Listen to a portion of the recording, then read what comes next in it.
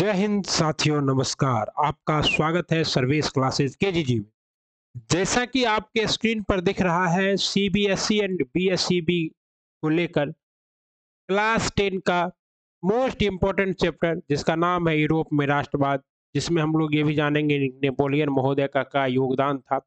और हम लोग पढ़ेंगे इसे लाइन बाय लाइन, एक ऐसी क्लास जो आपके समझ को 4 गुना बढ़ा दे। क्योंकि साथियों, देखिए, ये है आपके नेपोलियन महोदय, हिटलर महोदय, सॉरी हिटलर और नेपोलियन, और ये आपका यूरोप का मैप है। ठीक। अब हम आपको विश्व की स्थिति में यूरोप दिखाना चाहते हैं पहले साथियों, क्योंकि हम पढ़ने वाले हैं यूरोप में राष्ट्रवाद। और हम आपको पूरा बताएंगे कि वह राष्ट्रवाद क्या है, नेशनलिज्म क्या है, और इसका विकास यूरोप में कैसे हुआ।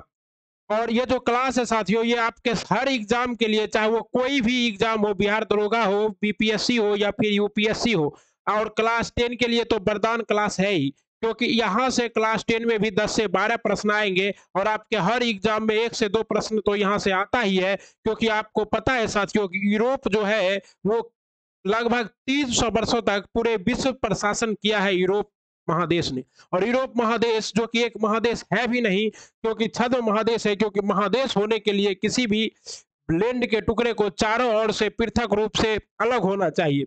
लेकिन यूरोप महादेश एशिया के द्वारा अलग है। किसके द्वारा? तो एशिया के द्वारा अलग है। यहाँ पर आपका क्या है? यहाँ आपका है यूराल पर्वत श्रृंखला, और यूराल पर्वत श्रृंखला के बाद आपका है यूराल नदी, और यूराल नदी के बाद यह है कैस्पियन सागर, और यहाँ पर है आपका क्या चीज, काला सागर और बास्पोरस जल संधि के द्वारा क्या है, ये इस तरह से अलग है। ये जो पूरा महादेश देख रहे हैं यूरोप महादेश, इस महादेश में एक भी मरुस्थल नहीं है। और यह महादेश जो है, ये देखिए कर्क रेखा यहाँ से गुजर रही है, 23.5 डिग्री कर्क रेखा। तो कर्क रेखा और मकर रेखा से क्या है, कर्क रेखा और यहाँ पर क्या है, भूमध्य रेखा, इन सबों से ऊपर स्थित है। तो यूरोप हमारा कहाँ स्थित है? यूरोप हमारा स्थित है साथियों कर्क रेखा के ऊपर, टॉपिक ऑफ कैप्रिकॉर्न के ऊपर स्थित है। और यूरोप में जो है हमेशा क्या रहता है, ये ठंड रहेगा, क्योंकि ये क्या है, कर्क रेखा से ऊपर है। तो यहाँ सूर्य की किरणें कभी लंबत नहीं पड़ेगी। और ये देखिए, ये आपका क्या है साथियों, ये है आपका लंदन के ग्रीन बीच से गुजरने वाला प्रधान मध्याह्न रेखा। तो प्रधान मध्याह्न रेखा कहाँ से गुजर रहा है? ग्रीन बीच के लंदन से गुजर रहा है। और इसी से पूरे विश्व का समय का निर्धारण होता है।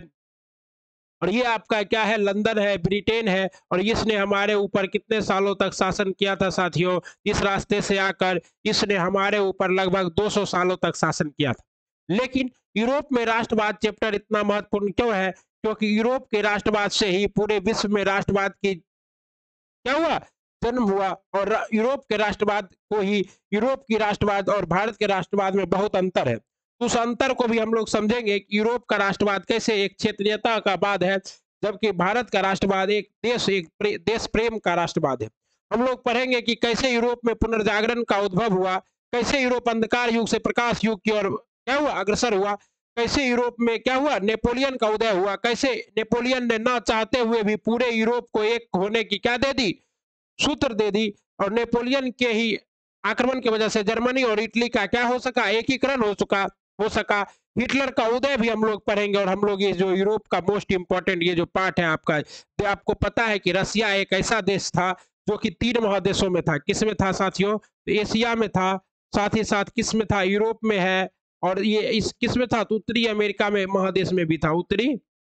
लेकिन उत्तरी अमेरिका वाला क्षेत्र जो है, इसने किसे, यूएसए को बेच दिया। कब? 1968 में के आसपास में इसने अलास्का प्रदेश को किसे, यूएसए को बेच दिया। और अभी यूएसए ने उसे क्या है, अपना 49वां राज्य का दर्जा दिया है। ये आपका स्कैंडिनेवियाई देश है, ये भी क्या था, यूरोप रशिया का ही भाग था। और ये जो आपको दिख रहा है यूक्रेन, और ये जो बेलारूस, यूक्रेन, ये सब जो दिख रहा है, ये सब भी आपका क्रीमिया, ये सब आपका किसका भाग था? तो ये सारा आपका किसका भाग था साथियों? यूएसएसआर का ही भाग था। और आपको अभी पता है कि रसिया और यूक्रेन के बीच क्या छिड़ा हुआ है, युद्ध छिड़ा हुआ है। यूक्रेन की राजधानी है कीव, और रसिया की राजधानी है क्या चीज आपका, मॉस्को। और ये है आपका यूनाइटेड किंगडम, और ये है एमराल्ड द्वीप। इसके बारे में भी डिटेल हम लोग पढ़ेंगे कि कैसे एमराल्ड द्वीप पर उत्तरी जो आयरलैंड है, ये किसके कब्जे में है? तो ये इंग्लैंड के साथ है, ब्रिटेन के साथ है। और आपका दक्षिणी आयरलैंड, इसकी राजधानी क्या है, डबलिन है। उसके बाद हम लोग पढ़ेंगे पेनरीज द्वीप पे क्या है, तो पेनरीज द्वीप पे पुर्तगाल और स्पेन स्थित है। और कैसे ये पुर्तगाल वासी वास्को डिगामा भारत का खोज किया। पूरा डिटेल हम लोग पढ़ेंगे कि फ्रांस के एक व्यक्ति नेपोलियन ने कैसे पूरे यूरोप को क्या कर दिया, रोंद कर रख दिया, और कैसे उसने पूरे यूरोप में राष्ट्रवाद के उदय में महत्वपूर्ण योगदान निभाया। कहते हैं आपस में आप लड़ रहे हैं, आपस में क्लास के बच्चे हमारे लड़ रहे हैं, लेकिन तभी कोई दूसरे स्कूल का बच्चा आ जाए और आप उसके क्लास के दोस्तों को पीटने लगे, तो वो सारे बच्चे एक हो जाएंगे। जस्ट लाइक ऐसा ही हुआ था नेपोलियन के द्वारा। नेपोलियन फ्रांस से निकला और पूरा का पूरा जो है क्या हुआ, यूरोप को जीतने लगा, जिससे क्या हुआ, यूरोप के सभी छोटे बड़े राज्य जो ये क्या थे, टुकड़े में थे, वो सभी एक हो गए और उसने सबने मिलकर क्या किया, नेपोलियन के साथ युद्ध किया। आपको बेल्जियम में जो है वटारलू का युद्ध हुआ था, और बेल्जियम को क्या कहा जाता है, कॉकपिट ऑफ यूरोप कहा जाता है, क्योंकि यूरोप में अगर घुसना है तो बेल्जियम जीतना ही पड़ेगा। उसके बाद हम लोग ये पढ़ेंगे कि ये बाल्कन प्रायद्वीप का कैसे निर्माण हो गया। टर्की का जो ये भाग है बास्पोरस जल संधि के द्वारा अलग होता है इसे, तो ये जो टर्की का भाग है, ये टर्की का ये जो बड़ा भाग है, ये अंतोलिया कहलाता है, और ये टर्की का सबसे छोटा भाग है जो कहाँ है, यूरोप में है। और टर्की को क्या कहा जाता था, तो टर्की को कहा जाता था यूरोप का मरीज। और हम लोग ये भी पढ़ेंगे कि इटली को क्यों यूरोप का इंडिया कहा जाता है। इन सभी चीजों को डिटेल में पढ़ने के लिए आइए मेरे साथ, आपको 2 घंटे बने रहना होगा, 2 घंटे नहीं तो 1.5 घंटे जरूर। और हम लोग इसको पूरा डिटेल से पढ़ेंगे, और हर एग्जाम में यहाँ से क्या है 1 से 2 नंबर, और बिहार और सीबीएसई बोर्ड के एग्जाम में 10 से 12 प्रश्न यहाँ से आते हैं ऑब्जेक्टिव, और 2 से 4 प्रश्न यहाँ से क्या आता है, सब्जेक्टिव। और हर एग्जाम में यहाँ से कितना आता है, हर एग्जाम में आपका 3 से 4 प्रश्न आ ही जाते हैं, क्योंकि मोस्ट इंपॉर्टेंट चैप्टर है। फ्रैंकफर्ट की संधि पढ़ेंगे हम लोग, इटली का एकीकरण पढ़ेंगे, गैरिबाल्डी पढ़ेंगे, नेपोलियन पढ़ेंगे, हिटलर पढ़ेंगे। ओके, आइए स्टार्ट करते हैं। और आपको मैंने यहाँ लिखा भी है कि लाइन बाय लाइन, मतलब यहाँ पे कुछ ऐसा नहीं है कि मैं कोई शॉर्ट नोट बना के लाया हूँ, मैं एकदम बिहारी स्टाइल में आपको लाइन बाय लाइन बुक को समझाते हुए चलूंगा, जो हमारे बच्चे को बहुत अच्छे से समझ में आएगा। आइए बिना वक्त गवाए स्टार्ट करते हैं साथियों। सबसे पहले क्या है यूरोप में राष्ट्रवाद, नेशनलिज्म इन यूरोप। अब नेशनलिज्म यूरोप में कैसे आया ये आप जानते ही हैं। यूरोप में नेशनलिज्म लाने का श्रेय जो है, ये आपके तस्वीर भी लगा हुआ है महान व्यक्ति का, क्या, नेपोलियन महोदय का। तो राष्ट्रवाद आधुनिक विश्व की राजनीति। अब कहता है व्हाट इज ए राष्ट्रवाद, नेशनलिज्म है क्या, राष्ट्रवाद है क्या। तो राष्ट्रवाद क्या है, इसका सबसे अच्छा डिफिनेशन यहाँ से यहाँ तक है साथियों। जो भी बच्चे हमारे देख रहे हैं वो इसको क्या करेंगे, नोट डाउन करेंगे और याद करेंगे। राष्ट्रवाद आधुनिक विश्व की राजनीतिक जागृति का क्या है, प्रतिफल है। यह एक ऐसी भावना है जो किसी विशेष भौगोलिक, सांस्कृतिक या सामाजिक परिवेश में रहने वाले लोगों में एकता की क्या होती है, वाहक होती है। जैसे भारत का राष्ट्रवाद क्या है, भारत के लोगों में के बीच एकता का वाहक है। चाहे हम लोग आपस में कितना लड़े, कितना जात पात करें, लेकिन जब पाकिस्तान की बारी आती है, जब चाइना का बारी आता है, तो हर हिंदुस्तानी एक हो जाता है। यही हमारा क्या है, राष्ट्रवाद है। राष्ट्रवाद की भावना का बीजारोपण यूरोप में पुनर्जागरण। पुनर्जागरण का काल किसको कहते हैं, तो आपको पता है कि पुनर्जागरण का अर्थ होता है फिर से जागना। क्या होता है, फिर से जागना। और फिर से जागना का मतलब क्या है, तो आदमी का जन्म 2 बार होता है। एक बार क्या होता है, बायोलॉजिकल जन्म होता है, जैविक जनन होता है, जैविक। तो इंसान तो जैविक रूप से बहुत दिनों से क्या था, पृथ्वी पर था, लेकिन उसके बीच जो है बौद्धिक बौद्धिक विकास जो है, उसका बौद्धिक विकास, नॉलेज, ज्ञान जो है उसके अंदर कब आया, तो पुनर्जागरण के बाद ही आया। उससे पहले क्या था, व्यक्ति जो था वो पूरा का पूरा आडंबरों से ग्रसित था, वो पोप के बातों पर चलता था। उसके अंदर क्या था, वैज्ञानिक नजरिया नहीं था। तो मनुष्य के अंदर वैज्ञानिक नजरिया का आना ही क्या है, पुनर्जागरण है। और पुनर्जागरण का शारीरिक अर्थ क्या है, फिर से जागना। काल की शुरुआत हो चुका था, परंतु 1789 ईस्वी में फ्रांसीसी क्रांति से यह उन्नत रूप से प्रकट हुआ। तो फ्रांस की क्रांति कब हुई, 1789 ईस्वी में हुई। और 19वीं शताब्दी, उस शताब्दी का अर्थ क्या होता है मेरे प्यारे बच्चों, तो शताब्दी का अर्थ होता है 100 वर्ष। और 19वीं शताब्दी का मतलब क्या हुआ, तो 19वीं शताब्दी का मतलब हुआ 1800 से लेकर 1900 तक के काल को क्या कहते हैं, 1801 से लेके 1900 तक के काल को क्या कहते हैं, 19वीं शताब्दी। इस आधार पे अभी क्या चल रहा है, तभी चल रहा है 2001 से लेकर 2100 तक के काल को क्या कहेंगे, 21वीं शताब्दी चलेंगे कहेंगे। तो अभी कौन सा शताब्दी चल रहा है, 21वीं शताब्दी। मतलब जो अगला 100 आने वाला है वही शताब्दी होता है। तो ये 1789 और 19वीं शताब्दी का मतलब क्या है, 1801 से लेकर 19 आक्रामक रूप से सामने आई। इसके कारण भी यथेष्ट थे और परिणाम भी क्या थे, युगांतरकारी। युगांतरकारी का मतलब क्या है, इसने पूरे युग को ही क्या किया, बदल दिया। यूरोप में राष्ट्रीयता की भावना के विकास में फ्रांस की राज्य क्रांति, तत्पश्चात नेपोलियन के आक्रमण ने महत्वपूर्ण योगदान दिया। तो अगर आपसे क्वेश्चन पूछा जाए कि यूरोप में राष्ट्रीयता की भावना, राष्ट्रवाद की भावना के विकास में सर्व क्या कारण थे, तो सबसे पहला कारण था फ्रांस की राज्य क्रांति और दूसरा कारण क्या था, तो नेपोलियन के आक्रमण। फ्रांसीसी क्रांति ने राजनीतिक अभिजात वर्गीय परिवेश से, अभिजात वर्गीय का मतलब क्या है, बड़े लोग, बड़े लोग मतलब क्या है, कुलीन लोग, पादरी लोग, इनसे बाहर निकालकर आम लोगों के बीच में क्या पहुंचा दिया, किसको, क्रांति को, परिवेश से बाहर कर उसे अखबारों, सड़कों और सर्वसाधारण की वस्तु बना दिया। यूरोप के कई राज्यों में नेपोलियन के अभियानों द्वारा नवयुग का संदेश पहुंचा। नेपोलियन ने जर्मनी और इटली के राज्यों को भौगोलिक नाम की परिधि से बाहर उसे वास्तविक और राजनीतिक रूपरेखा प्रदान की। किसे, इटली और जर्मनी को। और इटली और जर्मनी अभी भी क्या है, यूरोप का एक शक्तिशाली राष्ट्र है, जिससे इटली और जर्मनी के एकीकरण के मार्ग प्रशस्त हुए। दूसरी तरफ नेपोलियन की नीतियों के कारण फ्रांसीसी प्रभुता और अधिपत्य के विरुद्ध यूरोप में देशभक्तिपूर्ण विक्षोभ भी जागा। नेपोलियन के पतन के बाद यूरोप की विजयी शक्तियां ऑस्ट्रिया की राजधानी वियना 1815 ईस्वी में क्या हो गई, एकत्र हो गई। और 1815 ईस्वी में ऑस्ट्रिया का जो राजा मेटरनिक और 1848 ईस्वी तक रहा, तो इस काल को क्या कहते हैं, मेटरनिक युग कहते हैं। पिछले बार भी बिहार में क्वेश्चन भी आया था कि मेटरनिक युग कब स्टार्ट हुआ था, तो 1815 में स्टार्ट हुआ था। कब खत्म होगा, 1848 में खत्म होगा साथियों। ओके, जिनका उद्देश्य यूरोप में पुनः उसी व्यवस्था को स्थापित करना था जिसे नेपोलियन के युद्ध और विजयों में अस्त व्यस्त कर दिया था। ओके, मेटरनिक क्या था, तो मेटरनिक यूरोप में राष्ट्रवाद के खिलाफ था, समझे। और ये आपका यूरोप का मैप है, मैंने आपको पहले भी दिखा ही दिया है। ओके, परंतु इसमें भाग लेने वाले राजनीतिक इस बात को देख सकने में असमर्थ रहे कि जनतंत्र और राष्ट्रवाद की नई शक्तियां राजनीति को निर्धारित करने वाले नए तत्वों के रूप में उभर रही है।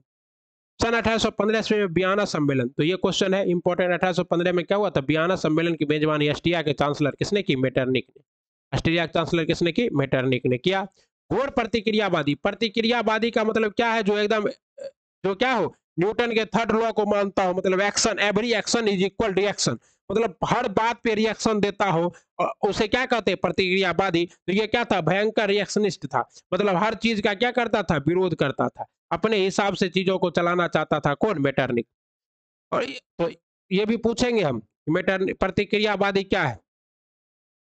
इस सम्मेलन में ब्रिटेन, रूस, फ्रांस और ऑस्ट्रिया जैसी यूरोपीय शक्तियों ने मिलकर ऐसी व्यवस्था की जिसका मुख्य उद्देश्य यूरोप में उस शांति संतुलन को क्या करना था, स्थापित करना था, जिसे नेपोलियन के युद्ध ने समाप्त कर दिया था। गणतंत्र एवं, व्हाट इज ए गणतंत्र, गणतंत्र और व्हाट इज ए प्रजातंत्र, आइए इसको भी समझते हैं।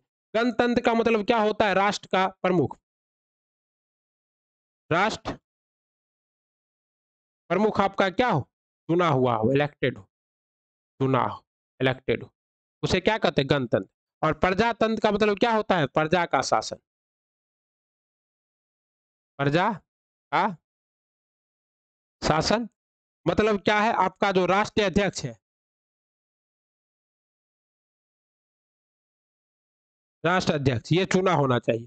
गणतंत्र मतलब क्या है, राष्ट्रपति, जैसे कि भारत में क्या है, राष्ट्रपति चुना हुआ है। और प्रजातंत्र मतलब क्या है, भारत का प्रधानमंत्री भी चुना हुआ है। यानी कि भारत हमारा कैसा है, तो गणतंत्रात्मक और प्रजातंत्रात्मक दोनों शासन कहाँ है, आपका भारत में। लेकिन अगर कहा जाए कि क्या ब्रिटेन, क्या इंग्लैंड, इंग्लैंड गणतंत्र है, इंग्लैंड गणतंत्र नहीं है, इंग्लैंड सिर्फ क्या है, प्रजातंत्र है। वहां प्रधानमंत्री चुना जाता है, लेकिन वहां का जो राष्ट्रपति है वहां के राजा खुद होते हैं। गणतंत्र एवं प्रजातंत्र जो फ्रांस की क्रांति की देन थी, तो गणतंत्र और प्रजातंत्र कहाँ की देन थी, तो फ्रांस की क्रांति की देन थी। उसका विरोध करना और पुरातन व्यवस्था की पुनर्स्थापना करना मेटरनिक व्यवस्था का उद्देश्य था। वियना सम्मेलन के माध्यम से यूरोप में नेपोलियन युग का अंत और मेटरनिक युग की क्या हो गई, शुरुआत हो गई। इटली पर अपना प्रभाव स्थापित रखने के लिए मेटरनिक ने उसे कई राज्यों में विभाजित कर दिया। सिसिली और नेपल्स के प्रदेश बुर्बो वंश के सम्राट, देखिए सिसिली और नेपल्स किसे दिया, तो बुर्बो वंश के सम्राट फर्डिनेंड, सम्राट फर्डिनेंड को दिया। ठीक ना, ऐसे ही आप देखिएगा तो इटली होगा जूता की तरह। ठीक, यहाँ पे आपका क्या है, ये सब भाग जो किसे दे दिया था, बुर्बो वंश को दे दिया था। और रोम और उसके आसपास, रोम यहाँ है जो कि अभी भी क्या है, विश्व का सबसे छोटा देश, वेटिकन सिटी की राजधानी रोम ही है, उसके आसपास के राज्य पोप को दिए। और लेम्बार्डी एवं बेसेनिया ऑस्ट्रिया के प्रभुत्व में कायम रहा। परमा, मेडोना और टर्कनी के प्रांत हेवर्सबर्ग राजवंश को दिए। ये किसे दिया, हेवर्सबर्ग राज को दिया, हेवर्सबर्ग। और यहाँ पर आपको सिसिली होगा, ठीक है। हेबर्सबर्ग राजवंश को दिए तथा जेनेवा और सर्डिनिया पिडमाउंट के राज्य में सम्मिलित कर दिया। तो ये मोस्ट इंपॉर्टेंट है, जब आपसे पूछा जाता है इटली के एकीकरण को लिखे, आप लोग को ये लिखना होता है। जर्मनी में 39 रियासतों का संघ कायम रहा, जिस पर अप्रत्यक्ष रूप से ऑस्ट्रिया का अधिकार स्थापित किया गया तथा हर संभव प्रयास किया गया कि उसे राष्ट्रीयता की भावना नहीं जगे। मेटरनिक ने फ्रांस में भी पुरातन व्यवस्था की पुनर्स्थापना किस तरह विश्व वियना सम्मेलन प्रतिक्रियावादी शक्तियों, मतलब जो हो गया था एक्शन, उस एक्शन को बदलने की शक्तियों की विजय थी, लेकिन यह व्यवस्था अस्थायी साबित नहीं हुई और जल्द ही यूरोप में राष्ट्रीयता भावना का प्रसार हुआ, जिससे यूरोप में लगभग सभी देश क्या हुए, प्रभावित हुए। फ्रांस में वियना व्यवस्था के तहत क्रांति के पूर्व की व्यवस्था को स्थापित करने के लिए बुर्बो राजवंश की पुनर्स्थापित किया गया तथा लुई 18वां को फ्रांस का राजा बनाया गया। किसे? लुई 18वां। ठीक है ना? उसे फ्रांस की बदली हुई परिस्थितियों को समझा और फ्रांसीसी जनता पर पुरातन पंथी व्यवस्था को थोपने का प्रयास नहीं किया। उसने प्रतिक्रियावादी तथा सुधारवादी व्यक्तियों के मध्य सामंजस्य स्थापित करने का प्रयास किया। इसी उद्देश्य से 2 जून 1814 ईस्वी को सम्राट की ओर से संवैधानिक घोषणा पत्र जारी किया गया। क्या जारी किया गया? संवैधानिक घोषणा पत्र, जो 1848 ईस्वी तक फ्रांस में चलते रहे। चार्ल्स 10 के शासन काल में इसमें कुछ परिवर्तन किए गए, परंतु इसका परिणाम 1830 की क्रांति के रूप में क्या आया, सामने आया। चार्ल्स 10 ने इसमें परिवर्तन किया और जैसे ही परिवर्तन करते करेगा जनता भड़क जाएगी और 1830 की क्या हो जाएगी, क्रांति हो जाएगी। आइए देखते हैं जुलाई 1830 की क्रांति। और देखिए ये क्रांति कब हुई थी, तो जुलाई महीने में हुई थी। किस साल हुई थी? 1830 में हुई थी। और कहाँ हुई थी? तो फ्रांस में हुई थी। और इसलिए इस क्रांति का नाम क्या है? 1830 की, जुलाई 1830 की क्रांति। तो पूछेगा जुलाई की क्रांति कब हुई थी, तो 1830 में कहाँ हुई थी? फ्रांस में हुई थी। चार्ल्स 10 एक निरंकुश एवं प्रतिक्रियावादी शासक था। उसने फ्रांस में उभर रहे राष्ट्रीयता तथा जनतंत्रवादी भावनाओं को दबाने का कार्य किया। उसने अपने शासन काल में संवैधानिक लोकतंत्र की राह में कई गतिरोध उत्पन्न किए। उसके द्वारा प्रतिक्रियावादी, देखो प्रतिक्रियावादी किसे अपना प्रधानमंत्री बनाया गया? पोलिगनेक को प्रधानमंत्री बनाया गया। और चार्ल्स 10 और पोलिगनेक, याद रखना है, क्वेश्चन आएगा कि पोलिगनेक किसका प्रधानमंत्री था, तो आपको बताना होगा चार्ल्स 10 का। देखिए मैं जो भी करा रहा हूँ, जो भी बता रहा हूँ कि ये क्वेश्चन आएगा, वो क्वेश्चन आ ही जाएगा, ये 100% गारंटी है, क्योंकि अपन के पास क्या है साथियों? Experience, experience, experience. नेगोलिक के युग में लुई 18वां के द्वारा स्थापित समान नागरिक संहिता सिविल, जो कि आप लोग को पता है कि भारत में भी क्या है, आपका डीपीएसपी में है, किस में? आर्टिकल 44 में। बहुत बार बड़े बड़े एग्जामों में पूछा जा चुका है कि समान नागरिक संहिता। तो समान नागरिक संहिता का विचार जो है ये कहां से लिया गया था? तो बंधुत्व और भाईचारे का विचार ये सभी फ्रांस की क्रांति से ही लिया गया। शक्तिशाली अभिजात वर्ग की स्थापना तथा उसे विशेषाधिकारों से विभूषित करने का प्रयास किया। उसके इस कदम को उदारवादियों ने चुनौती तथा क्रांति के विरुद्ध संयंत्र समझा। प्रतिनिधि सदन एवं दूसरे उदारवादी ने पोलिगनेक के विरुद्ध गहरा असंतोष प्रकट हो गया। तो किसके विरुद्ध? प्रधानमंत्री के। चार्ल्स 10 ने इस विरोध की प्रतिक्रिया स्वरूप 25 जुलाई 1830 ईस्वी को 4 अध्यादेश द्वारा उत्तरत्व का गला घोटने का प्रयास किया। इस अध्यादेश के विरुद्ध, अध्यादेश कब आया था? 25 अध्यादेश के विरुद्ध पेरिस में क्रांति की लहर दौड़ गई। फ्रांस में 28 जून 1830 को गृह युद्ध आरंभ हो गया। गृह युद्ध का मतलब क्या होता है? ऐसा युद्ध जिसमें देश के अंदर ही देश के नागरिक, एक प्रतिक्रियावादी और दूसरा सुधारवादी, यहाँ पे दो व्यक्ति थे, एक प्रतिक्रियावादी एक सुधारवादी, दोनों आपस में लड़ गया, उसे क्या कहते हैं? गृह युद्ध। या फिर सेना और आम जनता लड़ जाए, उसे भी क्या कहेंगे? गृह युद्ध। या भारत में मुस्लिम और हिंदू लड़ जाए तो उसे भी क्या कहेंगे? गृह युद्ध। जुलाई 1830 की क्रांति कहते हैं। परिणामतः चार्ल्स 10 फ्रांस की राजगद्दी त्याग कर इंग्लैंड पलायन कर गया और इस प्रकार फ्रांस में बुर्बो वंश का क्या हो गया? शासन समाप्त हो गया। फ्रांस में जुलाई 1830 ईस्वी की क्रांति के फलस्वरूप बुर्बो वंश के स्थान पर, ये मोस्ट इंपॉर्टेंट है, कहता है बुर्बो वंश के स्थान पर कौन वंश आया? तो ऑर्लियंस वंश। कौन वंश आया? ऑर्लियंस वंश को गद्दी सौंपी गई। इस वंश के शासक लुई फिलिप ने उदारवादी पत्रकारों तथा पेरिस की जनता के समर्थन से सत्ता प्राप्त की थी। अतः उसकी नीतियां क्या थी? उदारवादी के पक्ष में थे तथा संवैधानिक गणतंत्र में निमित्त रही। अब कहता है 1830 के क्रांति के प्रभाव, मतलब क्या प्रभाव पड़ा, क्या परिणाम आया, रिजल्ट क्या आया? इस प्रकार जुलाई की क्रांति इस बात की सूचक थी कि देश में कट्टर राजसत्तावादियों का प्रभाव कम हो रहा था। वास्तव में यह क्रांति मध्यम वर्ग किसे कहते हैं? तो ऐसा वर्ग जो ना ज्यादा गरीब हो ना ज्यादा अमीर हो, उसे कहते हैं, और लोक प्रभुसत्ता के सिद्धांतों की देन थी। इस क्रांति ने फ्रांसीसी क्रांति के सिद्धांत को पुनर्जीवित किया तथा वियना कांग्रेस के उद्देश्य को निर्मूल सिद्ध कर दिया। इस निर्मूल का मतलब क्या है? खत्म। वियना कांग्रेस कब हुआ था? तो खत्म 1815 में हुआ था। इसका प्रभाव संपूर्ण यूरोप पर पड़ा और राष्ट्रीय तथा देशभक्ति की भावना का प्रस्फुटन जिस प्रकार हुआ उसने सभी तो यही प्रस्फुटन शब्द आपके लिए इंपॉर्टेंट। राष्ट्रवाद के राजनीतिक एकीकरण, संवैधानिक सुधार तथा राष्ट्रवाद के विकास का मार्ग प्रशस्त किया। इटली तथा जर्मनी के एकीकरण तथा यूनान, पोलैंड एवं हंगरी में तात्कालीन व्यवस्था के प्रति राष्ट्रीयता के प्रभाव क्या वो कारण वो आंदोलन उठ खड़े हुए। आगे चलकर फ्रांस में भी लुई फिलिप के खिलाफ आवाज उठने लगी, जिससे फ्रांस की एक क्रांति की क्या हुई पृष्ठभूमि तैयार हुई। अब क्या है, सन 1848 ईस्वी की क्रांति। कब की क्रांति? 1848 की। लुई फिलिप एक उदारवादी शासक था, परंतु वह बहुत अधिक महत्वाकांक्षी था। उसने अपने विरोधियों को खुश करने के लिए स्वर्णिम मध्यम वर्गीय नीति का अवलंबन करते हुए सन 1840 ईस्वी में गीजो को प्रधानमंत्री नियुक्त किया। किसे? तो गीजो किसका प्रधानमंत्री था? तो लुई फिलिप का। पोलैगनिक किसका प्रधानमंत्री था? चार्ल्स टेन का नियुक्त किया। जो कट्टर प्रतिक्रियावादी था, वह किसी भी तरह के वैधानिक सामाजिक एवं आर्थिक सुधारों के विरुद्ध था। लुई फिलिप ने पूंजीपति वर्ग के साथ रखना पसंद किया, जिसे शासन कार्यों में अभिरुचि नहीं थी और अल्पमत में थी। इसके पास किसी भी तरह का सुधारात्मक कार्यक्रम नहीं था और उसे विदेश नीति में भी किसी तरह की सफलता हासिल नहीं हो रहा था। उसके शासनकाल में देश में भुखमरी, बेरोजगारी व्याप्त होने लगी, जिसकी वजह से चीजों की आलोचना होने लगी। सुधारवादियों ने 22 फरवरी 1848 ईस्वी को पेरिस में कियर्स के नेतृत्व में, किसके नेतृत्व में? कियर्स के नेतृत्व में एक विशाल भोज का आयोजन करवाया। भोज मतलब वही खाने के लिए आयोजन किया। जगह जगह अवरोध लगाए गए और लुई फिलिप को गद्दी छोड़ने पर मजबूर किया गया। 24 फरवरी को लुई फिलिप गद्दी त्याग दिया और कहाँ चला गया? इंग्लैंड। तत्पश्चात नेशनल असेंबली, तो फ्रांस की असेंबली को क्या कहते हैं? फ्रांस के संसद को क्या कहते हैं? तभी भी फ्रांस के संसद को कहते हैं बच्चों नेशनल असेंबली। ने गणतंत्र की घोषणा करते हुए 21 वर्ष से ऊपर के सभी व्यक्ति पुरुष को मताधिकार प्रदान किया। कितने वर्ष से ऊपर? 21 वर्ष से ऊपर जितना भी व्यक्ति था, सबों को क्या दे दिया गया? मताधिकार दे दिया गया। किसके द्वारा दे दिया गया भैया? फ्रांस के द्वारा। ओके, आगे है और किसको? तो सभी व्यक्ति पुरुष को। देखिए, महिलाओं को अधिकार नहीं दिया गया, सिर्फ और सिर्फ किसे दिया गया? व्यक्ति पुरुषों को अधिकार दिया गया। ओके, अधिकार। और गणतंत्रवादियों का नेता मार्टिन एवं सुधारवादियों का नेता लुई बला था। गणतंत्रवादियों का नेता कौन था? मार्टिन। और सुधारवादियों का नेता कौन था? लुई बला था। कौन था? लुई बला। ओके,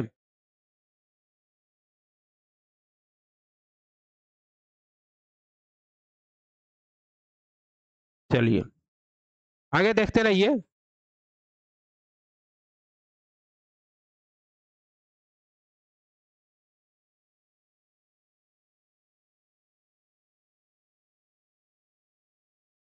हम्म।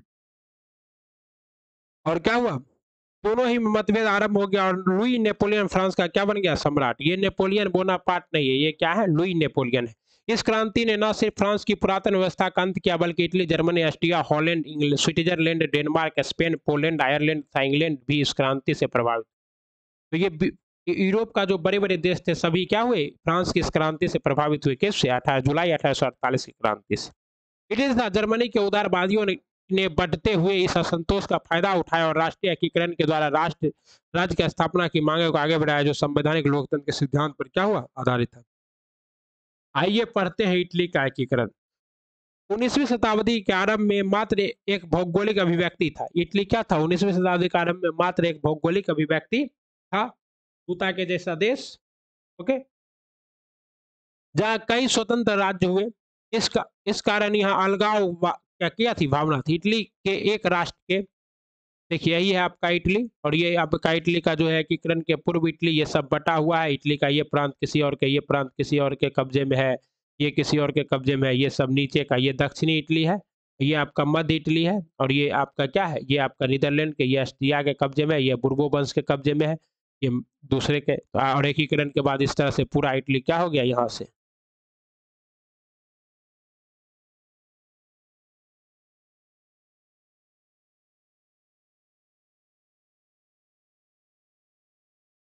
ये पूरा इटली, ये पूरा इटली और ये भूमध्य सागर का प्रकाश स्तंभ सिसली, सभी क्या हो गए? एक हो गया। और इस तरह से पूरा इटली एक होता है और इटली की राजधानी क्या है? रोम है।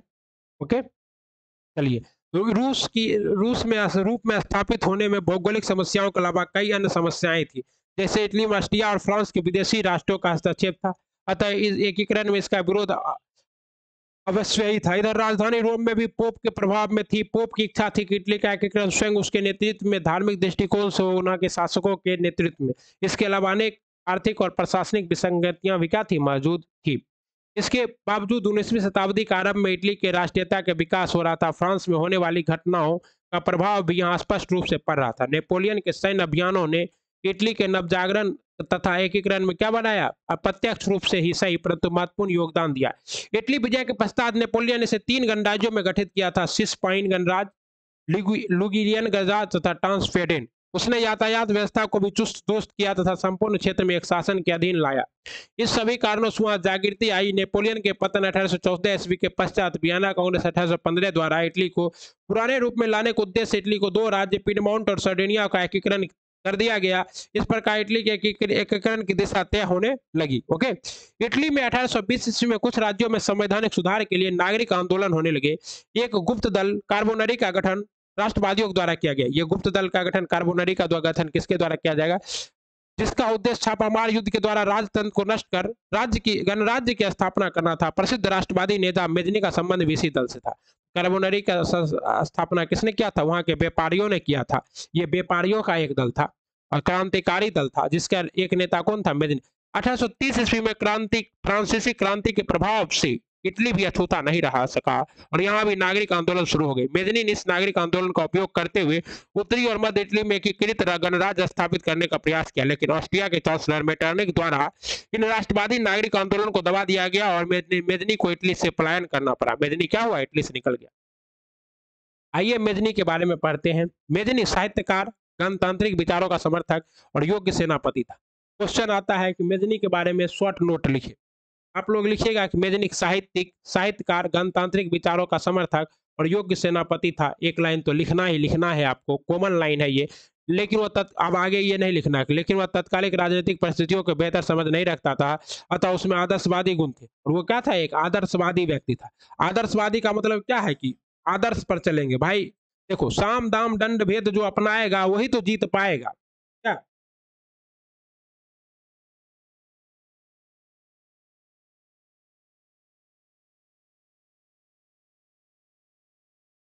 और जो साम दाम दंड भेद नहीं अपनाएगा, जो आदर्श पर चलेगा, आज के युग में क्या उसका कोई योग है उपाय? अपनी पराजय के बाद भी मेजनी ने हार नहीं मानी। 1848 में जब फ्रांस सहित पूरे यूरोप में क्रांति का दौर आया, मेटरनिख को भी अंततः ऑस्ट्रिया छोड़ना पड़ा। इसके बाद इटली की राजनीति में पुनः मेजनी का आगमन हुआ। मेजनी संपूर्ण इटली के एकीकरण कर उसे गणराज्य बनाना चाहता था। गणराज्य मतलब पहले समझा दिए, वहां का राष्ट्रीय अध्यक्ष और शासनाध्यक्ष क्या होना चाहिए? चुना हुआ। जबकि सर्डिनिया पिडमाउंट का शासक चार्ल्स एडवर्ड ने अपने नेतृत्व में सभी प्रांतों का विलय चाहता था। उधर पोप भी इटली के धर्मराज बनाने पर पक्षधर था। मतलब एक छोटा सा इटली,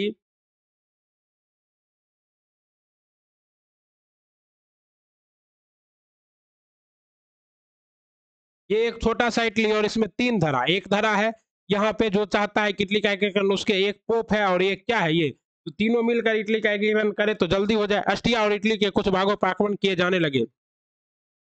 इस तरह कालांतर में ऑस्ट्रिया द्वारा इटली के कुछ भागों पर आक्रमण किए जाने लगे, जिससे सर्डिनिया के शासक चार्ल्स एडवर्ड की पराजय हो गई। ऑस्ट्रिया के हस्तक्षेप से इटली में जनवादी आंदोलन को कुचल दिया गया।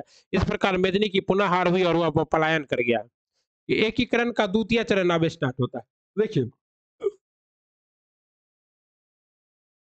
हवा कौन बनाया? हवा बनाया मेजनी, लेकिन मेजनी बेचारा असफल हो गया। ठीक है ना साथी बच्चों? 1848 इटली के एकीकरण के लिए किए गए प्रयास प्रस्तुतः असफल ही रहे, परंतु धीरे धीरे इटली में इन आंदोलनों के कारण जन जागरूकता बढ़ रही थी और राष्ट्रीयता की भावना तीव्र हो रही थी। इटली में सर्डिनिया पिडमाउंट का नया शासक Victor Emmanuel, most important. Sardinia और पिडमाउंट का शासक कौन था? Victor Emmanuel. और सर्डिनिया और पिडमाउंट कहाँ है? तो ऊपरी इटली में है, उत्तरी इटली में है। ठीक है ना? ठीक है। राष्ट्रवादी विचारधारा और उसके प्रयास से इटली के एकीकरण का कार्य जारी रहा। अपने नीतियों के क्रियान्वयन के लिए विक्टर ने काउंट कुबर को, काउंट कुबर को प्रधानमंत्री नियुक्त किया। तो विक्टर इमैनुएल का प्रधानमंत्री कौन था? काउंट कुबर। काउंट कुबर एक सफल कूटनीतिज्ञ एवं राष्ट्रवादी था। क्या था? कूटनीतिज्ञ था, कूटनीति लगाता था और राष्ट्रवादी था। वह इटली के एकीकरण में सबसे बड़ी बाधा ऑस्ट्रिया को मानता था। वे उसने ऑस्ट्रिया को पराजित करने के लिए फ्रांस के साथ दोस्ती का हाथ बढ़ाया। 1853-54 में क्रीमिया युद्ध में, क्रीमिया जो कि क्रीमिया क्या है? रूस का भाग था। कुबर ने फ्रांस की ओर से युद्ध में सम्मिलित होने की घोषणा कर दी, जबकि इसके लिए फ्रांस ने किसी प्रकार का आग्रह भी नहीं किया था। इसका प्रत्यक्ष लाभ कुबर को प्राप्त हुआ। युद्ध की समाप्ति के बाद पेरिस के शांति सम्मेलन में फ्रांस तथा ऑस्ट्रिया के साथ पिडमाउंट को भी बुलाया गया। इसमें कुबर की महत्ता बढ़ गई। इस सम्मेलन में कुबर ने इटली में ऑस्ट्रिया के हस्तक्षेप को गैर कानूनी घोषित कर दिया। जिसके कारण संपूर्ण यूरोप का ध्यान इटली की ओर गया। इस प्रकार इटली की समस्या को कुबर ने अपनी कूटनीतिक के बल पर समूचे यूरोप की समस्या बना दी। कुबर ने नेपोलियन तृतीय से भी एक संधि की, जिसके तहत फ्रांस ने ऑस्ट्रिया के खिलाफ पीडमोंट को सैन्य समर्थन देने का वादा किया। बदले में नीस और सेवाय नामक दो रियासतें कुबर ने किसे दे दिया? फ्रांस को देना स्वीकार किया। अब देखिए, ये जो नीस और सेवाय था, ये था इटली के पक्ष, यहाँ इटली वासी रहते थे, लेकिन ये दे दिया किसको? फ्रांस को, क्योंकि वो चाहता था कि यहाँ की जनता ही क्या करे, फ्रांस के खिलाफ विद्रोह कर दे और भविष्य में हम फिर इसे भी क्या करेंगे, इटली में मिला लेंगे। फ्रांस ने कुबर को भी आश्वासन दिया कि यदि उत्तर और तथा मध्य इटली में रियासतें जनमत संग्रह के आधार पर पिडमोंट से मिलना चाहे तो फ्रांस इसका विरोध नहीं करेगा। इसके लिए कुबर को आलोचना की जाती है कि उसने नीस तथा सेवाय नामक प्रांत को फ्रांस के देने का आश्वासन देकर इटली की राष्ट्रीय अस्मिता के साथ खिलवाड़ किया। परंतु यह तथ्य भी महत्वपूर्ण है कि तब तक इटली एक राष्ट्र के रूप में उभरा ही नहीं था। यदि दो प्रांतों को खोकर भी उत्तरी तथा मध्य इटली का एकीकरण हो जाता तो यह उपलब्धि क्या थी? बड़ी थी, क्योंकि फ्रांसीसी मदद के बिना इटली का एकीकरण कुबर की दृष्टि से संभव नहीं था। ओके, इसी बीच 1859-60 में ऑस्ट्रिया और पिडमोंट के में सीमा विवाद के कारण क्या हो गया? युद्ध आरंभ हो गया। युद्ध में इटली के समर्थन में फ्रांस ने अपनी सेना उतार दी, जिसके कारण ऑस्ट्रिया सेना पूरी तरह क्या हो गई? पराजित हो गई। ऑस्ट्रिया के एक बड़े राज्य लंबार्डी पर पिडमोंट का कब्जा हो गया। एक तरफ तो लंबी लड़ाई होती जा रही थी और दूसरी तरफ नेपोलियन इटली के राष्ट्रवाद से घबराने लगा था, क्योंकि उत्तर और मध्य इटली की जनता कुबर के समर्थन में बड़े जनसैलाब के रूप में एकीकरण के लिए आंदोलन कर रहे थे। नेपोलियन इस परिस्थितियों को तैयार नहीं था, अतः वो वेनेशिया पर विजय प्राप्त करने के होने के तुरंत बाद नेपोलियन अपनी सेना वापस बुला ली। युद्ध से हटने के बाद नेपोलियन तृतीय ऑस्ट्रिया तथा पिडमोंट के बीच मध्यस्थता करने की बात स्वीकारी। इस तरह संधि के अनुसार लंबार्डी पर पिडमोंट का अधिकार हो गया और वेनेशिया पर किसका? ऑस्ट्रेलिया का। मतलब अब एक राज तो मिल गया पिडमोंट, ठीक। ऑस्ट्रिया का अधिकार माना, अतः अंततः एक बड़े राज्य के रूप में इटली सामने आया, परंतु कुबर का ध्यान मध्य तथा उत्तरी इटली के एकीकरण पे था। अतः उसने नेपोलियन को सेवाय प्रदेश देने का लोभ देकर ऑस्ट्रिया पिडमोंट युद्ध में फ्रांस से निष्क्रिय रहने तथा इटली के दोनों राज्य का पिडमोंट में विलय का विरोध नहीं करने का क्या कर लिया? आश्वासन ले लिया। घूस दिया और आश्वासन ले लिया। बदले में नेपोलियन ने यह शर्त रख दी कि जिन राज्यों का विलय होगा वह जनमत संग्रह कराए जाएंगे, जो कि उन रियासतों की जनता पिडमोंट के साथ थी। इसलिए कुबर ने कूटनीतिक का परिचय देते हुए इसे स्वीकार कर लिया। 1860-61 में कुबर ने सिर्फ रोम को छोड़कर उत्तर तथा मध्य इटली के सभी रियासतों को क्या कर लिया? एक कर लिया। मतलब ये जो उत्तर इटली था, ये जो उत्तर इटली था और ये जो मध्य इटली था, ये पूरा इटली का एकीकरण कौन कर लेगा? आपका कुबर कर लिया था। ऑस्ट्रिया भी फ्रांस और इंग्लैंड द्वारा पिडमोंट के समर्थन से भय से कोई कदम नहीं उठा सका। दूसरी तरफ ऑस्ट्रिया जर्मन एकीकरण की समस्या से भी जूझ रहा था। इस प्रकार 1862 ईस्वी तक दक्षिणी इटली रोम तथा वेनेशिया को छोड़कर बाकी रियासतों का विलय रोम में हो गया और सभी ने विक्टर इमैनुएल को क्या मान लिया? शासक मान लिया। इसी बीच महान क्रांतिकारी, अब देखिए महान क्रांतिकारी कौन है? गैरिबाल्डी, किसान का बेटा, सशस्त्र क्रांति के द्वारा इटली एकीकरण की रियासतों के एकीकरण तथा गणतंत्र की स्थापना करने का प्रयास कर रहा था। गैरिबाल्डी पेशे से क्या था? क्वेश्चन आएगा। गैरिबाल्डी पेशे से क्या था? गैरिबाल्डी पेशे से क्या था? नाविक था, सेलर था और मेजनी के विचारों का समर्थक था, परंतु बाद में कुबर के प्रभाव में आकर संवैधानिक राजतंत्र का पक्षधर बन गया। संवैधानिक राजतंत्र का मतलब क्या है? कि संविधान के अंदर राजा का शासन। गैरिबाल्डी अपने कर्मचारियों तथा स्वयं सेवकों की सशक्त सेना बनाई। उसने अपने सैनिकों को लेकर इटली के प्रांत सिसिली तथा नेपल्स, सिसिली कहाँ था? यहाँ नीचे में दिखाए थे इसे सिसिली, और यहाँ नेपल्स, सिसिली और नेपल्स पर आक्रमण किया और इन रियासतों का अधिकांश जनता बुर्बो राजवंश के निरंकुश शासन से तंग होकर गैरिबाल्डी के समर्थक बन गई थी। गैरिबाल्डी ने यहाँ गणतंत्र की स्थापना की तथा विक्टर इमैनुएल के प्रतिनिधि के रूप में वहां की सत्ता संभाली। और वस्तुतः कुबर के विचार गैरिबाल्डी से नहीं मिलते थे, परंतु कुबर ने उसे दक्षिणी अभियान का समर्थन किया और 1862 ईस्वी में गैरिबाल्डी ने रोम पर आक्रमण की योजना बनाई। तब कुबर ने गैरिबाल्डी को इस अभियान का विरोध किया और रोम की रक्षा के लिए पिडमोंट की सेना भेज दी। इस बीच गैरिबाल्डी की भेंट कुबर से हुई और उसने रोम के अभियान की योजना त्याग दी और दक्षिणी इटली के जीते गए क्षेत्र को बिना किसी संधि के गैरिबाल्डी ने विक्टर इमैनुएल को सौंप दिया। गैरिबाल्डी के दक्षिणी क्षेत्र में शासक बनने का प्रस्ताव विक्टर इमैनुएल द्वारा दिया भी गया, परंतु उसने इसे स्वीकार नहीं किया। गैरिबाल्डी ने क्या किया? दक्षिणी इटली का जो शासक बनने का भी प्रस्ताव स्वीकार नहीं किया और वो अपनी सारी संपत्ति राष्ट्र को समर्पित कर साधारण किसान की भांति जीवन जीने की ओर अग्रसर हुआ। ये किससे और फिर क्या हुआ? साधारण किसान की ओर अपना जीवन जीने चला गया। कौन? गैरिबाल्डी। त्याग और बलिदान की इस भावना के कारण गैरिबाल्डी के चरित्र को भारतीय स्वतंत्रता संग्राम के द्वारा खूब प्रचारित किया गया। तथा लाला लाजपत राय ने उसकी जीवनी भी लिखी। तो लाला लाजपत राय ने किसकी जीवनी लिखी है? गैरिबाल्डी महोदय की जीवनी को लिखा है लाला लाजपत राय ने।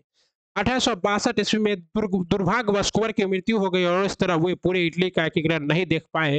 रोम तथा वेनेशिया के रूप में शेष इटली का एकीकरण किसने किया? इटली के शासक विक्टर इमैनुएल ने किया, पीडमोंट के शासक ने स्वयं किया। और 1870-71 में फ्रांस और फरसा के बीच युद्ध छिड़ गया। किसके बीच? फ्रांस और फरसा के बीच युद्ध छिड़ गया। मोस्ट इंपोर्टेंट युद्ध है ये, ठीक है ना। और जिस कारण फ्रांस के लिए पोप के संरक्षण प्रदान करना, फ्रांस पोप को संरक्षण कौन दे रहा था? तो इटली का जो मध्य भाग था, यहाँ पोप का संरक्षण कौन कर रहा था? फ्रांस। अब विक्टर इमैनुएल ने इस परिस्थिति का लाभ उठाया और पोप ने अपने आप को वेटिकन सिटी के किले में बंद कर लिया। इमैनुएल ने पोप के राजमहल को छोड़कर बाकी रोम को कहाँ मिला लिया? इटली में मिला लिया और अपनी राजधानी बनाई। इस स्थिति पोप ने तत्काल स्वीकार नहीं किया। इस समस्या का अंततः मुसोलिनी द्वारा निदान हुआ जब उसने पोप के साथ समझौता कर वेटिकन की स्थिति का स्वीकार कर लिया, ठीक है। तो मुसोलिनी एक आएगा इटली का, क्या है ये भी आगे हम लोग पढ़ेंगे मुसोलिनी के बारे में। ये इटली का तानाशाह बन जाता है बाद में मुसोलिनी, ठीक है। इस प्रकार 1871 ईस्वी तक इटली के एकीकरण मेजनी, कुबर और गैरिबाल्डी जैसे राष्ट्रवादी नेताओं और विक्टर इमैनुएल जैसे शासकों के योगदान के कारण पूर्ण हुआ। इन सभी घटनाओं के पार्श्व में राष्ट्रवादी चेतना क्या थी? सर्वोपरि थी। तो ये था आपका इटली का एकीकरण पूरा हो गया। इटली का एकीकरण कब पूरा हुआ साथियों? 1871 ईस्वी में पूरा हुआ। इटली के एकीकरण के प्रमुख नायक कौन थे? तो विक्टर इमैनुएल, गैरिबाल्डी, मेजनी और आपके क्या? तो क्वेश्चन पूछेगा इटली के एकीकरण में योगदान देने वाले 3 लोगों के नाम बताओ। तो आप बताइएगा विक्टर इमैनुएल, काउंट कुबर, गैरिबाल्डी और मेजनी। ओके।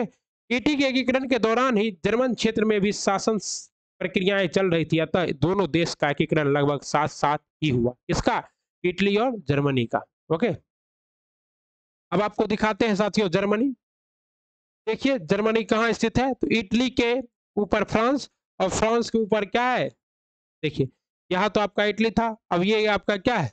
जर्मनी है। जर्मनी जहां हिटलर महोदय का उदय होगा, क्या? जर्मनी मध्यकाल लगभग 800 ईस्वी में सरमला के नेतृत्व में संगठित होकर लंबे समय तक सुदृढ़ अवस्था में रहा। परंतु आधुनिक युग आते आते जर्मनी पूरी तरह से क्या हो गया? विखंडित राज्य था, जिसमें लगभग 300 छोटे बड़े क्या थे? राज्य थे। उसमें राजनीतिक, सामाजिक तथा धार्मिक विषमताएं थी, मौजूद थी। उत्तर जर्मन राज्यों में जहां प्रोटेस्ट मतावलंबियों की संख्या ज्यादा थी। प्रोटेस्ट किसको कहते हैं साथियों? जो रोम के विचारों पर चलता था, ठीक है। वह प्रथा सबसे शक्तिशाली राज्य एवं अपना प्रभाव बनाए हुए था। दूसरी तरफ दक्षिण जर्मनी के कैथोलिक, देखिए प्रोटेस्ट मतलब जो मार्टिन लूथर किंग के विचारों पर चलने वाले ईसाई थे, उसे क्या कहते थे? प्रोटेस्ट। मतलब जो क्या था कि सीधा सीधा किसी बात को नहीं मानता था, तर्क के आधार पर उसे परखता था, पलट कर देखता था, वो प्रोटेस्ट। और कैथोलिक जो कि पोप के कथनों को डायरेक्ट मान लेता था, उसे कैथोलिक। और प्रोटेस्ट और कैथोलिक ये क्या है? ईसाई धर्म के दो मतावलंबी हैं। जैसे कि जैन धर्म में दो मतावलंबी है, श्वेतांबर और दिगंबर।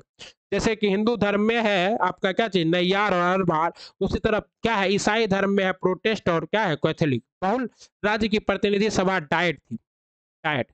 अभी भी हम लोग जर्मनी की संसद को डाइट ही कहते हैं, जिंदा थी, जहां सभी मिलते थे। परंतु उसमें जर्मन राष्ट्रवाद की भावना का अभाव था, जिसके कारण एकीकरण का मुद्दा उसके समक्ष नहीं था। वस्तुतः जर्मनी एकीकरण की पृष्ठभूमि का निर्माण का श्रेय किसे दिया जाता है? नेपोलियन बोनापार्ट को दिया जाता है। मैंने आपको हेडिंग में भी लिखा है कि नेपोलियन बोनापार्ट ने कैसे इटली का एकीकरण किया, क्योंकि उसने 1806 ईस्वी में जर्मनी प्रदेश को जीतकर राइन राज्य संघ का निर्माण किया था और यहाँ से जर्मन राष्ट्रवाद की भावना को क्या किया? धीरे धीरे बढ़ाने लगी। इस दौरान जर्मनी में बुद्धिजीवी, किसान तथा कलाकारों जैसे हीगल, देखिए मोस्ट इंपॉर्टेंट है हीगल, काउंट हम्बोल्ट, अंडर्ट, जैकब ग्रीम आदि जर्मन राष्ट्रवाद का बढ़ावा मिले।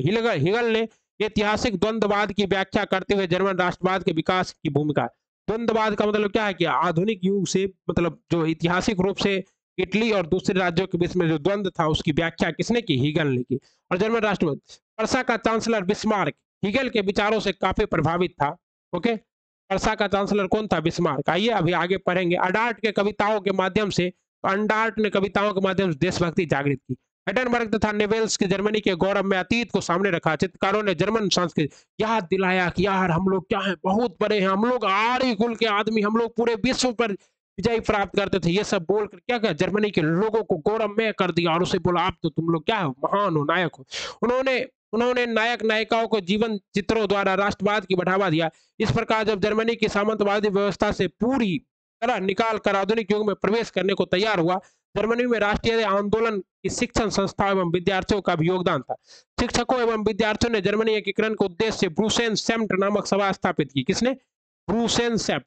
ब्रूसेन सेप्ट सभा कहाँ स्थापित हुई थी? जर्मनी में सभा। और वाइवर राज्य का एना विश्वविद्यालय राष्ट्रीय आंदोलन का केंद्र था। कहाँ का? वाइवर राज्य का एना विश्वविद्यालय। यद्यपि मेटरनिक ने इस आंदोलन को कुचलने के लिए दमनकारी कानून कार्लसबाद के आदेश को जारी कर दिया, कार्लसबाद डिक्रेस। परंतु फिर भी जर्मनी की राष्ट्रीयता की प्रबल धारा प्रवाहित हो रही थी, जिसने एकीकरण के काम को क्या किया? आगे बढ़ाने का प्रयास किया। इस परिप्रेक्ष्य में एकीकरण की आर्थिक परिस्थितियां भी निर्मित हो गई और 1834 ईस्वी में जर्मनी व्यापारियों ने आर्थिक व्यापारिक व्यापारिक समानता के लिए एक प्रसा के नेतृत्व में एक जेल्वरीन नामक आर्थिक संघ बनाया। तो कार्बोनरी किसके लिए बना था? इटली के एकीकरण के लिए। जेल्वरीन किसके लिए बनाएगा? जर्मनी के एकीकरण के लिए। क्वेश्चन आएगा, जर्मनी जेल्वरीन कैसी संस्था थी? यह एक व्यापारियों का आर्थिक संघ था। मोस्ट इंपॉर्टेंट है, व्यापारियों का आर्थिक संघ था। क्वेश्चन आएगा ही आएगा और एग्जाम में आता है। जिसके विषय में कहा जाता है कि उस संघ ने जर्मन क्षेत्रीय आदतों को कुचल कर राष्ट्रवादी प्रवृत्ति को बढ़ावा दिया। इसके बावजूद जर्मन राष्ट्रवाद अभी तक क्या हो सका? संगठित नहीं हो सका। तो इसको हम लोग क्या करते हैं? ठीक हो पाए थे। फ्रांस को 1830 की क्रांति ने जर्मन राष्ट्रवादी भावनाओं को कुछ हवा जरूर दी।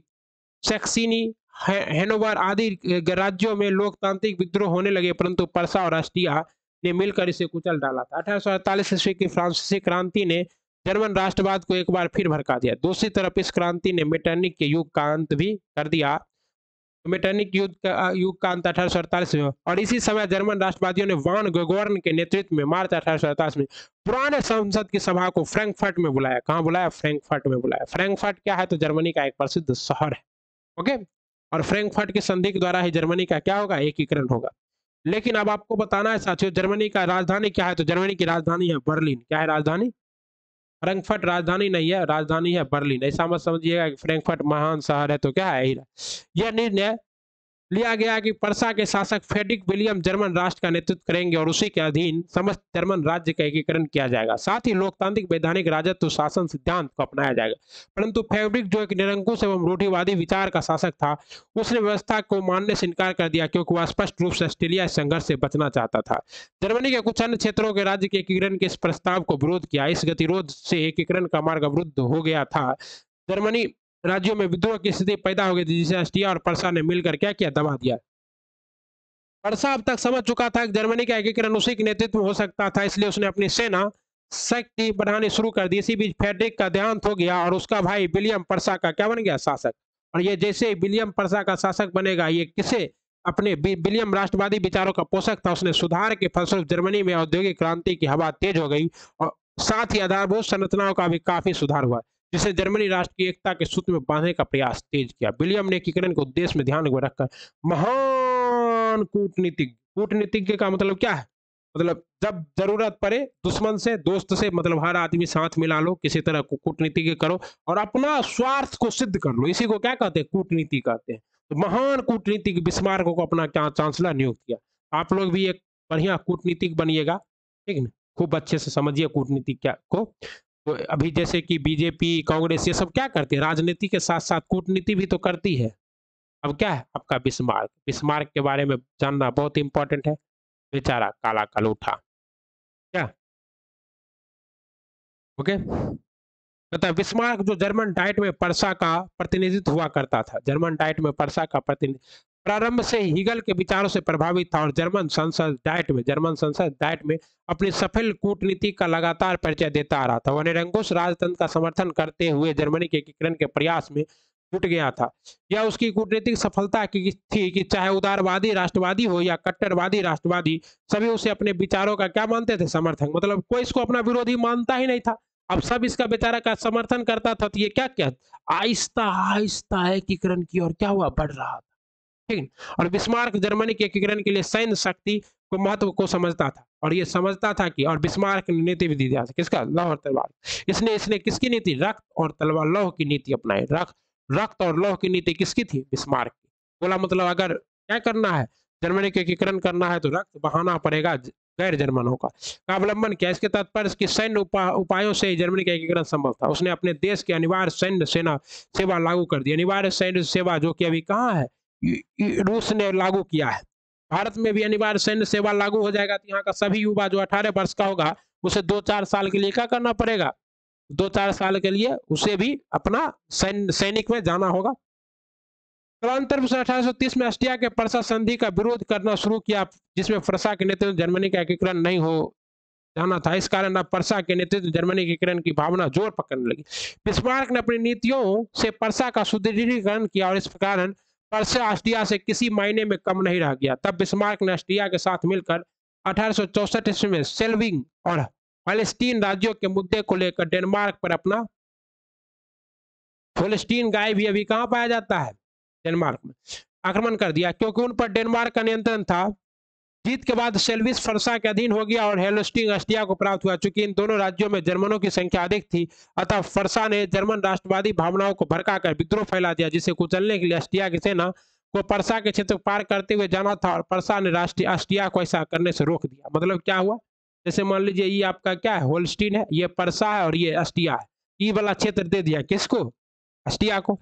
अब यहाँ विद्रोह भड़का दिया, कहता था यहाँ से सेना जेतो, ये कहा परसा ना यहाँ से सेना नहीं जेतो। अब सेना यहाँ से जाएगा नहीं तो ये विद्रोह दबेगा कैसे, विद्रोह दबेगा नहीं तो किसके साथ मिल जाएगा, परसा के साथ।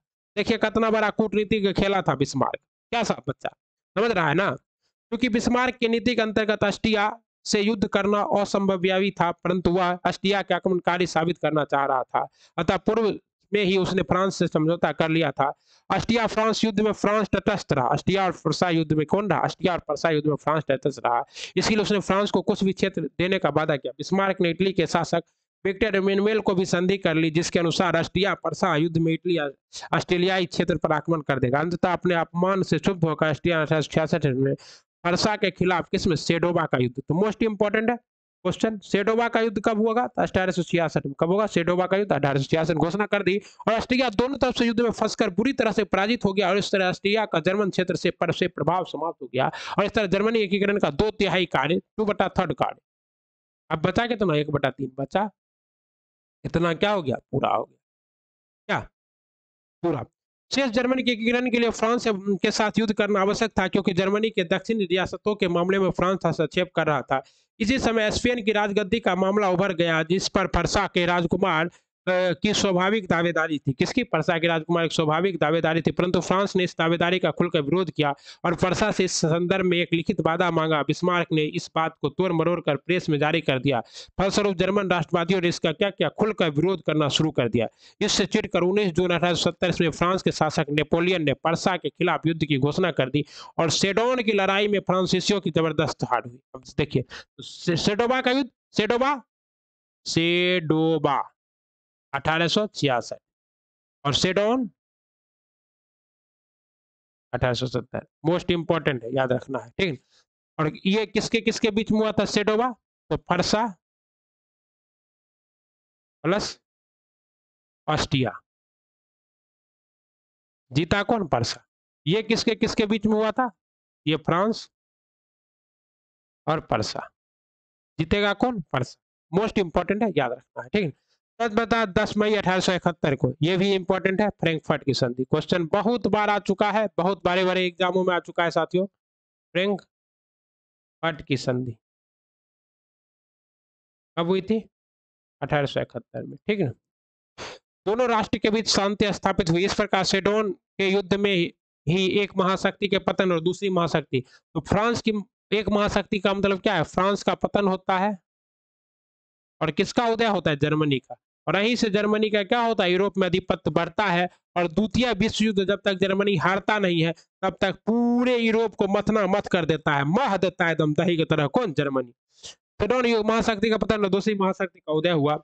अंतोगत जर्मनी 1871 में एकीकृत राष्ट्र के रूप में राजनीतिक मानचित्र पर स्थापित हो गया। इस प्रकार राष्ट्रवाद ने सिर्फ 2 बड़े राज्यों का उदय को ही सुनिश्चित नहीं किया, बल्कि अन्य यूरोपीय राष्ट्र में को भी इसके कारण राजनीतिक उथल पुथल शुरू हो गया। वस्तुतः इस मूल में राष्ट्रीयता की भावना एवं लोकतांत्रिक विचारों का उदय था। हंगरी, बोहेमिया तथा यूनान में स्वतंत्र आंदोलन निश्चित राष्ट्रवाद का परिणाम था। इसी के प्रभाव से ओटोमन साम्राज्य के पतन की कहानी के अंतिम रूप दिया गया। बाल्कन क्षेत्र में राष्ट्रवाद के प्रसार से स्लाव जाति के लिए एक अलग देश बन गया जिसका नाम क्या है, स्लोवेनिया।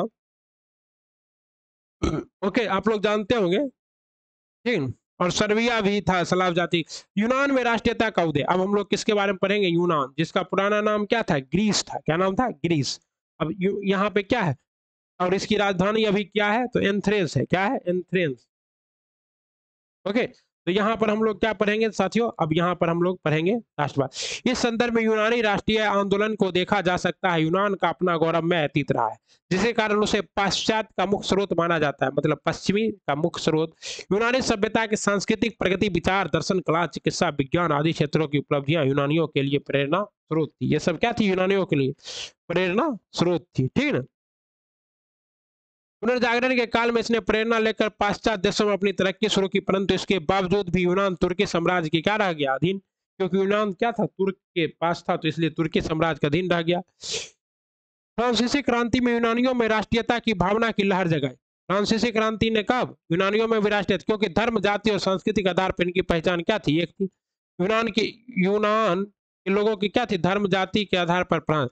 ईसाई जगत ग्रीक ऑर्थोडॉक्स तथा रोमन कैथोलिक चर्च में विभक्त था। इस रूस तथा यूनान के लोग ग्रीक ऑर्थोडॉक्स को मानते हैं। तो रूस और यूनान के लोग किसे मानते हैं, ऑर्थोडॉक्स को। ऑर्थोडॉक्स मतलब क्या होता है, कट्टर ईसाईवाद को अभी भी रूस फॉलो करता है। फलतः तुर्की शासक ने स्वयं को अलग करने के लिए आंदोलन चलाए जाने लगे। इसके लिए उन्होंने हितेरिया फिलाइक नामक संस्था की स्थापना की थी। हितेरिया फिलाइक स्थापना कहाँ हुई आपका, यह स्थापना हुआ आपका कहाँ साथियों, बिल्कुल सही, यूनान में,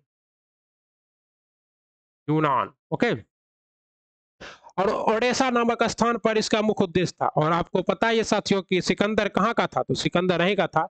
उसने तुर्की शासन की यूनान से निष्कासित कर उसे स्वतंत्र क्रांति के नेतृत्व को यूनान के शक्तिशाली तथा यूनान सारे यूरोप वासियों के लिए प्रेरणा एवं सम्मान का पर्याय था, जिसकी स्वतंत्रता के लिए समस्त यूरोप के नागरिक अपनी सरकार की तटस्थता के बावजूद भी क्या थे, उन्नत थे। मतलब सरकार तटस्थ थी लेकिन जनता उन्नत था, क्योंकि यूनान जो है यूरोप में बौद्धिक विचारधारा का क्या था, प्रमुख केंद्र। यूनान के दार्शनिक के द्वारा ही क्या हुआ था, पूरे यूरोप में बौद्धिक और पुनर्जागरण का उदय हुआ। इंग्लैंड के महान कवि लॉर्ड ब्रायन ने यूनानी की स्वतंत्रता के लिए यूनान में ही शहीद हो गए। इंग्लैंड के कवि था, कौन नाम था, लॉर्ड ब्रायन, और यूनानियों की स्वतंत्रता के लिए यूनान में ही शहीद हुए। इसने यूनान की स्वतंत्रता के लिए संपूर्ण यूरोप में सहानुभूति की लहर दौड़ने लगी। इधर रूस भी अपनी साम्राज्यवादी महत्वाकांक्षा तथा धार्मिक एकता के कारण यूनान की स्वतंत्रता का क्या था, पक्षधर था। और रूस और यूनान दोनों एक ही को मानता है, किसे, बिल्कुल सही, हाँ हाँ, कट्टरवादी को, ऑर्थोडॉक्स ईसाई को। यूनान में विस्फोटक स्थिति तब और बन गई जब तुर्की शासकों द्वारा यूनानी स्वतंत्रता संग्राम में संलग्न लोगों की पूरी तरह कुचलना शुरू कर दिया गया। 1821 में अलेक्जेंडर चिपसिलिंटी के नेतृत्व में यूनान में विद्रोह शुरू हुआ। किसके नेतृत्व में, अलेक्जेंडर चिपसिलिंटी। यूनान में विद्रोह का नेता कौन था, अलेक्जेंडर चिपसिलिंटी। कब, 1821। रूस का जार अलेक्जेंडर व्यक्तिगत रूप से तो यूनानी राष्ट्रीयता के पक्ष में था, परंतु ऑस्ट्रिया के प्रतिक्रियावादी शासक मेटरनिक के दबाव के कारण खुलकर सामने नहीं आ पा रहा था। जब नया जार निकोलस आया, तो उसने खुलकर यूनानियों का समर्थन किया और अप्रैल 1826 ईस्वी में ग्रेट ब्रिटेन और रूस में एक समझौता हुआ कि तुर्की यूनान विवाद में मध्यस्थता करेंगे। कौन, ग्रेट ब्रिटेन और रूस। और फ्रांस का प्रजा राजा चार्ल्स टेन भी यूनानी स्वतंत्रता में दिलचस्पी लेने लगा और 1827 में लंदन में एक सम्मेलन हुआ जिसमें इंग्लैंड, फ्रांस तथा रूस ने मिलकर तुर्की के खिलाफ यूनान के समर्थन में संयुक्त कार्रवाई करने का निर्णय लिया। इसी प्रकार तीनों देश की संयुक्त सेना नवारिनो की खाड़ी में तुर्की के खिलाफ एकत्रित हुई। यहाँ की तीनों सेना, फ्रांस, इंग्लैंड और रूस। तो मोस्ट इंपॉर्टेंट है, देखिए तिकरी, ये तिकरी फ्रांस, इंग्लैंड और रूस की तिकरी जो है यूनान के समर्थन में किसके खिलाफ आ गई थी, तुर्की के खिलाफ। और यही तुर्की आज क्या है, अपने आप को नाटो में पाकर मचलता है, मचलता। क्या अर्दवान वहां के क्या है, अभी राष्ट्रपति हैं और भारत के खिलाफ कश्मीर के मुद्दे पर बोले थे, अरे भाई तुम नाटो में है, हम नाचो में, नचा देंगे पूरा विश्व को। तुर्की के समर्थन में सिर्फ मिस्र की सेना ही आई। ओके, और युद्ध में मिस्र और तुर्की की सेना पूरी तरह पराजित हुई और अंततः 1829 में इंडिया नुपूल की संधि। मोस्ट इंपोर्टेंट क्वेश्चन है, पूछे जाएगा इंडिया निपुल की संधि कब हुई, 1829 में, ठीक है। जिसके तहत तुर्की की एकमात्र प्रभुता में यूनान की स्वायत्ता देने की बात तय हुई, परंतु यूनानी राष्ट्रवादियों ने संधि की बातों को मानने से इनकार कर दिया। उधर इंग्लैंड तथा फ्रांस भी यूनान पर रूस के प्रभाव की अपेक्षा इसे स्वतंत्र देश बनाना बेहतर मानते थे। फलतः 1832 में यूनान को एक स्वतंत्र राष्ट्र घोषित कर दिया गया और बेवेरिया के शासक ओटो, इसे बेवेरिया के शासक ओटो ओटो ओटो बेवेरिया के शासक स्वतंत्र यूनान का राजा घोषित किया गया। इस तरह यूनान पर रूस का प्रभाव भी क्या हुआ, जाता रहा और यूनान भी हमारा क्या हो गया, स्वतंत्र हो गया। अब क्या है, हंगरी। आप लोग जानते हैं हंगरी की राजधानी क्या है? बिल्कुल सही, हंगरी की राजधानी है बुडापेस्ट। क्या है राजधानी? हाँ, बुडापेस्ट, बुडापेस्ट। ठीक। हंगरी जो है ये आपका कहाँ अवस्थित है? तो बिल्कुल सही जा रहे हैं आप लोग। हंगरी जो है आपका ऑस्ट्रिया, पोलैंड और स्लोवानिया के पास अवस्थित है, ठीक है। और राष्ट्रीय भावना के प्रसार के रूप में हंगरी में भी नजर आता है। हंगरी पर ऑस्ट्रिया का पूर्ण प्रभुत्व था, क्योंकि ऑस्ट्रिया इसकी सीमा लगती है हंगरी की, तो पूर्ण प्रभुत्व था। जहां आंदोलन का नेतृत्व केसेथु तथा फ्रांसिस डिक नामक क्रांतिकारी ने किया था। हंगरी में आंदोलन का नेतृत्व किसने किया? केसेथु तथा फ्रांसिस डिक नामक क्रांतिकारियों द्वारा किया जा रहा था। और केसेथु लोकतांत्रिक विचारों का समर्थक था। उसने वर्गहीन समाज, क्लासलेस सोसाइटी, क्लासलेस सोसाइटी का मतलब है कि ना कोई कुलीन होगा, ना कोई पादरी होगा, ना कोई मध्यम वर्ग होगा, ना कोई निम्न वर्ग। ओके, अपने विचारों की जनता तक पहुंचाना शुरू कर दिया, जिस पर प्रतिबंध लगा दिया गया। फ्रांस में लुई फिलिप के पतन का हंगरी के राष्ट्रवादी आंदोलन का विशेष प्रभाव पड़ा। केसेथु ने ऑस्ट्रेलियाई आधिपत्य का विरोध करना शुरू किया तथा व्यवस्था में बदलाव की मांग करने लगा। इसका प्रभाव तथा ऑस्ट्रिया दोनों, हंगरी तथा ऑस्ट्रिया दोनों देश जनता पर पड़ा, जिसके कारण यहाँ राष्ट्रीयता के पक्ष में आंदोलन शुरू हुआ। अंततः 31 मार्च 1848 ईस्वी को ऑस्ट्रिया की सरकार ने हंगरी की कई बातें मान ली, जिसके अनुसार स्वतंत्र मल्टी प्रदेश की मांग स्वीकार की गई। इसमें केवल हंगरी के सदस्य सम्मिलित किए गए, प्रेस की स्वतंत्रता दी गई तथा राष्ट्रीय सुरक्षा सेना की स्थापना की गई। समानती प्रथा समाप्त कर दी गई तथा प्रतिनिधि सभा और डाइट की व्यवस्था बैठक प्रतिवर्ष राजधानी बुडापेस्ट, हंगरी की राजधानी क्या है? बुडापेस्ट, ऊपर भी लिखे और क्वेश्चन भी आएगा, इसलिए हम वहां लिखे थे। हंगरी की राजधानी क्या है? बुडापेस्ट में बुलाने की बात स्वीकारी गई। इस प्रकार इस आंदोलन में हंगरी की राष्ट्रीय अस्मिता क्या हुई? प्रदान की। अब मोस्ट इंपॉर्टेंट है पोलैंड। पोलैंड की राजधानी क्या है साथियों? ओके, आप लोग जानते हैं कि पोलैंड की राजधानी है वर्सोवा, और यह वर्षा भी कहते हैं। और यही पोलैंड पर हिटलर के आक्रमण के साथ क्या हुआ था? द्वितीय विश्व युद्ध शुरू हुआ था। और इसकी सीमा जो है किसके साथ लगती है? तो जर्मनी के साथ लगती है, यूक्रेन के साथ लगती है और बेलारूस के साथ लगती है। और पोलैंड में भी राष्ट्रवादी भावना के कारण रूसी शासन के विरुद्ध विरोध शुरू हुआ था। और 1830 ईस्वी के क्रांति का प्रभाव यहाँ के उदारवादियों पर भी व्यापक रूप से पड़ा, परंतु उन्हें इंग्लैंड तथा फ्रांस की सहायता नहीं मिल सकी था। इस समय रूस ने पोलैंड के विद्रोह को क्या किया? कुचल दिया। अब कहता है बोहेमिया। अब बोहेमिया का शासक कौन था साथियों? और बोहेमिया जो देश है, ये अभी वर्तमान में किस देश के नाम से जाना जाता है? बोहेमिया जो ऑस्ट्रेलिया शासन के अंतर्गत था और हंगरी के घटनाक्रम का प्रभाव पड़ा। बोहेमिया की बहुसंख्यक चेक जाति, अभी चेक रिपब्लिक है, तो बहुसंख्यक क्या चीज? चेक जाति, चेक गणराज्य का जो ये बोहेमिया का नाम अभी क्या है? चेक गणराज्य है। और इसकी राजधानी क्या है? प्राग। क्या है? प्राग, ठीक है। स्वायत्तता मांग की और स्वीकार, परंतु आंदोलन ने हिंसात्मक रूप धारण कर लिया, जिसके कारण ऑस्ट्रिया द्वारा क्रांतिकारियों का सख्ती से दमन कर दिया गया। इस प्रकार बोहेमिया में होने वाले क्रांतिकारी आंदोलन की उपलब्धि अस्थायी न रह सकी। ठीक, अब क्या है परिणाम? देखिए क्या है परिणाम, मतलब रिजल्ट क्या है? What is the conclusion, result of nationalism in Europe. Europe में राष्ट्रीयता की भावना का विकास तो फ्रांसीसी क्रांति के गर्व से हुआ। मतलब इसकी माँ कौन था? फ्रांस था। आरंभ हुआ जो मूर्त रूप, मूर्त मतलब क्या है? जो दिखे, यूरोपीय राज्य के एकीकरण के रूप में सामने आया। फलस्वरूप कई बड़े राज्य, छोटे राष्ट्रों का उदय हुआ। राष्ट्रवादी प्रवृत्तियों का नकारात्मक पक्ष 19वीं शताब्दी के अंतिम उत्तरार्ध तक संकीर्ण राष्ट्रवाद के रूप में उभर कर सामने आया। प्रत्येक राष्ट्र की जनता और शासक के लिए उसका राष्ट्र ही सब कुछ हो गया। इसके लिए वे किसी हद तक जाने के तैयार रहने लगे। इसके परिणाम स्वरूप बाल्कन क्षेत्र के छोटे छोटे राज्यों एवं जातीय समूह में भी यह भावना जोर पकड़ने लगी। दूसरी तरफ बड़े यूरोपीय, और यही बाल्कन प्रायद्वीप के आधार पर क्या किया गया है? भारत का विभाजन किया गया। किसके तहत? बाल्कन प्लान के तहत। और ये बाल्कन प्रायद्वीप इसे क्यों कहते हैं? क्योंकि यहाँ बाल्कन नामक पर्वत श्रृंखला था, जिस वजह से इसे बाल्कन प्रायद्वीप कहते हैं। इसमें ग्रीस है आपका, उसके बाद क्या है? उत्तरी मैसेडोनिया है, अल्बानिया है, सर्बिया है, बुल्गारिया है, रोमानिया है, बुडापेस्ट, ये सभी राज्य शामिल थे। क्या हुआ?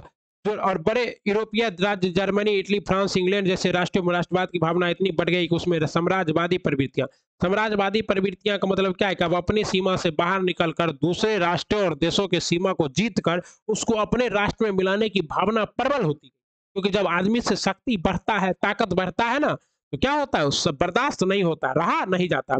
हालांकि इन साम्राज्यवादी प्रवृत्तियों के लिए यूरोप में होने वाले औद्योगिक क्रांति औद्योगिक क्रांति का मतलब क्या है, यूरोप में जो काम अब पहले जनता करती थी, जो काम नागरिक करता था, जो काम मजदूर करता था, वो काम जेम्स वाट के द्वारा मशीन का आविष्कार हो जाने के बाद मशीन करने लगा। और जब मशीन करने लगा तो कच्चे माल की आवश्यकता ज्यादा से ज्यादा होने लगी, और जब कच्चा माल ज्यादा चाहिए तो उसके लिए ज्यादा क्षेत्र भी चाहिए, ज्यादा अधिकार भी चाहिए, और हर देश चाहता था कि अपना कच्चा माल बचा कर दूसरे का लूट ले। जैसे आपके घर में गेहूं रखा है, आटा रखा है, लेकिन आप पड़ोस का आटा लूट के खा ले, क्योंकि पता है आपको भविष्य में आटे की अकाल आने वाली है, और जब अकाल आएगा तो हम अपना आटा महंगा बेचेंगे। अभी क्या करते हैं, पड़ोस से भले 2 रुपया सस्ता में मिलता है तो खरीद के खा लेते हैं।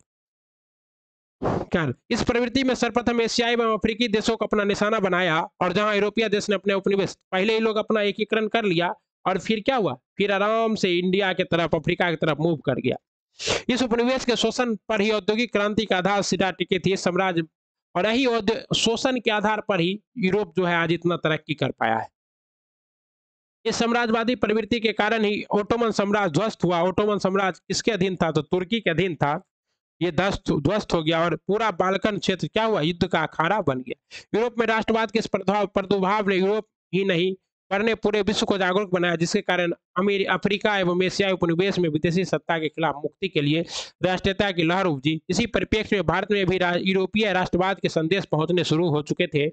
मैसूर का शासक टीपू सुल्तान खुद 1789 ईस्वी में फ्रांसीसी क्रांति से काफी प्रभावित होकर उसने भी क्या चीज, जेलवरीन नामक क्लब की स्थापना कहाँ कर दी थी, मैसूर में कर दी थी। तो मोस्ट इंपॉर्टेंट है, टीपू सुल्तान कहाँ का शासक था, मैसूर का, तथा स्वयं उसका सदस्य बना। यह भी कहा जाता है कि उसने श्रीरंगपट्टनम में स्वतंत्रता का प्रतीक क्या लगाया था, वृक्ष भी लगवाया था।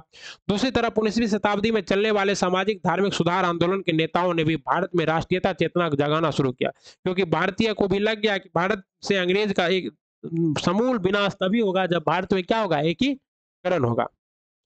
उदाहरण स्वरूप राजा राममोहन राय ने स्वयं अंतर्राष्ट्रीय घटनाओं में काफी रुचि लेते रहे। उन्होंने स्वतंत्रता जनवाद, इसलिए राजा राममोहन राय को भारतीय पुनर्जागरण का पिता कहा जाता है, ठीक है ना। राजा राममोहन राय को क्या कहा जाता है, भारतीय पुनर्जागरण। उन्होंने स्वतंत्रता जनवाद एवं राष्ट्रवाद संबंधी अपने विचारों के कारण 1821 की नेपल्स की क्रांति की विफलता पर काफी दुख प्रकट किया। 1823 की स्पेनिश स्वतंत्रता आंदोलन की सफलता पर उससे बोझ दिया किसने, राजा। कालांतर में भारत 1857 की क्रांति में ही राष्ट्रीयता के तत्व नजर आते हैं।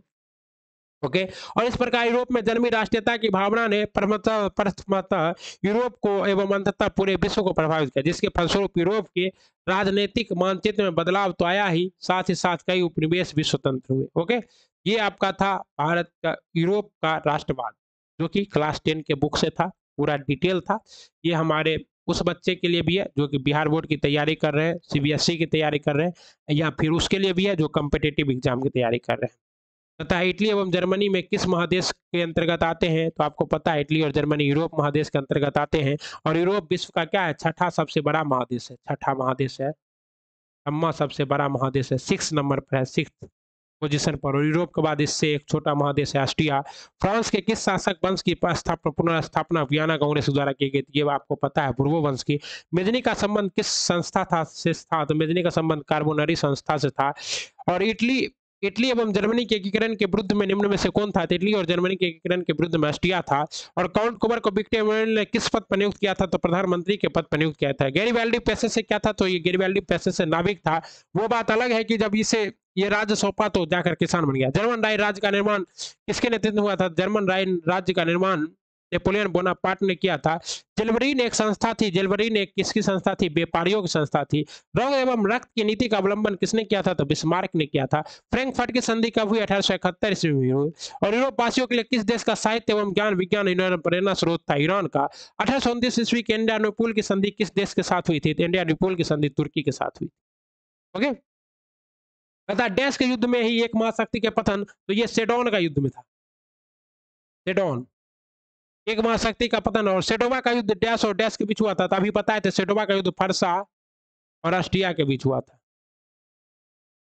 जिसमें कौन जीता था, फरसा जीता था। 1847 ईस्वी फ्रांसीसी क्रांति ने डैश युग का अंत किया, मेटरनिक। वेटिकन सिटी के राजमहल में जहाँ क्या रहते थे, पोप रहते थे, तो राज ने इटली ने डैश के रूप में बचा बचा रहा। इटली के पोप रहते थे, इटली से स्वतंत्र, या ये इटली के एकीकरण से बचा रहा, एकीकरण से बचा रहा। यूनान को एक स्वतंत्र राष्ट्र घोषित करने के बाद बेबेरिया के शासक ओटो को वहां का राजा घोषित किया गया। हंगरी की राजधानी क्या है? हंगरी की राजधानी है बुडापेस्ट। ओके, ये आपका क्या था, ऑब्जेक्टिव भी करा दिए। अब आइए, मेजनी क्या था आपका? बिस्मार्क क्या था? जर्मन चांसलर था। विक्टर मेनुएल क्या था? राजनीतिक था। हिगेल क्या था आपका? हिगेल एक दार्शनिक था। और मेजनी क्या था? इटली के। तो ये हो गया आपका। अब आइए, ये भी करा देते हैं, तो पूरा करा ही देते हैं ताकि आप लोग याद कर लीजिए। वियना सम्मेलन कब हुआ था? वियना सम्मेलन हुआ था 1814-15 में। मेटरनिक का पतन कब हुआ? 1848 में। इटली का एकीकरण कब हुआ? सेडोन का युद्ध हुआ 1870 ईस्वी में। इटली का एकीकरण भी 1871 ईस्वी में। ठीक, ओके। सेडोन का युद्ध, हाँ ठीक है। अब केसुथु क्या थी? केसेथु। इंडिया अनुपूल की संधि कब हुई? 1829 ईस्वी में हुई। पोलैंड का आंदोलन कब हुआ था साथियों? अभी हम लोग पढ़े थे। केसुथु क्या था? हंगरियन राष्ट्रवादी नेता था। ओके। और पोलैंड का आंदोलन कब हुआ था? 1863 में। और यूनान में राष्ट्रवाद कब आया था? 1832 ईस्वी। यूनान की स्वतंत्रता कब हुई थी? 1832 ईस्वी में। राष्ट्रवाद क्या है? तो सबसे पहला जो बताए थे, यही बताए थे कि राष्ट्रवाद किसी भी राजनीतिक या किसी भी क्षेत्र विशेष में राष्ट्रीयता की भावना का विकास ही क्या कहलाता है? राष्ट्रवाद। मेजनी कौन था? तो मेजनी जो है इटली के इटली के कार्बोनरी संस्था का एक व्यक्ति था, जो कि इटली का क्या चाहता था? एकीकरण चाहता था। जर्मनी के एकीकरण में क्या बाधाएं थी? तो जर्मनी के एकीकरण की सबसे बड़ी बाधा क्या थी? ऑस्ट्रिया का चांसलर मेटरनिक और फ्रांस था। कौन था? ऑस्ट्रिया का चांसलर मेटरनिक और फ्रांस था। मेटरनिक क्या है? तो मेटरनिक 1815 से वियना कांग्रेस से लेकर 1848 ईस्वी के फ्रांस और ऑस्ट्रिया युद्ध तक क्या रहा? ऑस्ट्रिया के चांसलर मेटरनिक का प्रभुत्व रहा पूरे यूरोप में। इसलिए इस युग को किस नाम से जाना जाता है? मेटरनिक युग के नाम से जाना जाता है। 1848 के फ्रांसीसी क्रांति के कारणों को लिखे। 1848 ईस्वी के फ्रांसीसी क्रांति के कारण क्या थे? तो चार्ल्स टेन जो था, वो जो प्रतिक्रियावादी नीति लाया था, वही प्रतिक्रियावादी नीति के खिलाफ क्या था? वहां की जनता भड़क गई थी। और उसने किसे बनाया था अपना प्रधानमंत्री, जिसके कारण क्या होते? जनता भड़क गई। इस तरह से आप लोग इस सबको लिखिएगा। गैरिबाल्डी के कार्यों की चर्चा कीजिए। 2-4 लाइन गैरिबाल्डी वाला में से लिख देना है। गैरिबाल्डी क्या था? पेशे से नाविक था, और वो चाहता था कि दक्षिणी इटली का एकीकरण करना चाहता था। और उसने दक्षिणी इटली को क्या हुआ? तलवार के निज के बल पर एकीकरण भी किया। और वो दक्षिणी इटली में क्या था? तलवार, और वो पूरा एकदम तगड़ा था। उसने दक्षिणी इटली के 2 प्रांत सिसिली और इसका एकीकरण किया। बाद में उसने इन दोनों प्रांतों को किसे सौंपकर? विक्टर इमैनुअल को सौंपकर खुद क्या हुआ? खेती करने चला गया। विलियम प्रथम के बगैर जर्मनी का एकीकरण बिस्मार्क के लिए संभव था। कैसे? विलियम प्रथम, जो कि पर्सा का शासक था, उसने क्या किया था? बिस्मार्क को अपना प्रधानमंत्री नियुक्त किया था। और उसने बिस्मार्क को खुली छूट दी थी कूटनीति करने की और किसी भी तरह जर्मनी के एकीकरण करने का। तो उसे विलियम प्रथम का साथ मिला, जिस वजह से बिस्मार्क अपने कूटनीतिक का सफल प्रयोग कर सका। और इसी सफल प्रयोग की वजह से क्या हुआ? विलियम प्रथम के सहयोग से बिस्मार्क ने जर्मनी का एकीकरण कर दिया। अगर विलियम प्रथम जैसा शासक बिस्मार्क को छूट नहीं देता कूटनीति का, कोई भी शासक और होता, तो वो बिस्मार्क क्या करता? इटली का एकीकरण नहीं कर पाता। इस तरह से और दीर्घ उत्तरीय तो एक प्रश्न आएगा तो देख लेंगे हम लोग। ठीक है, और वर्ग पे चर्चा करना है आप लोग को। और आइए आप लोग फिर जो अपना क्लास में पढ़ते हैं उसके साथ हम लोग चर्चा करेंगे ही।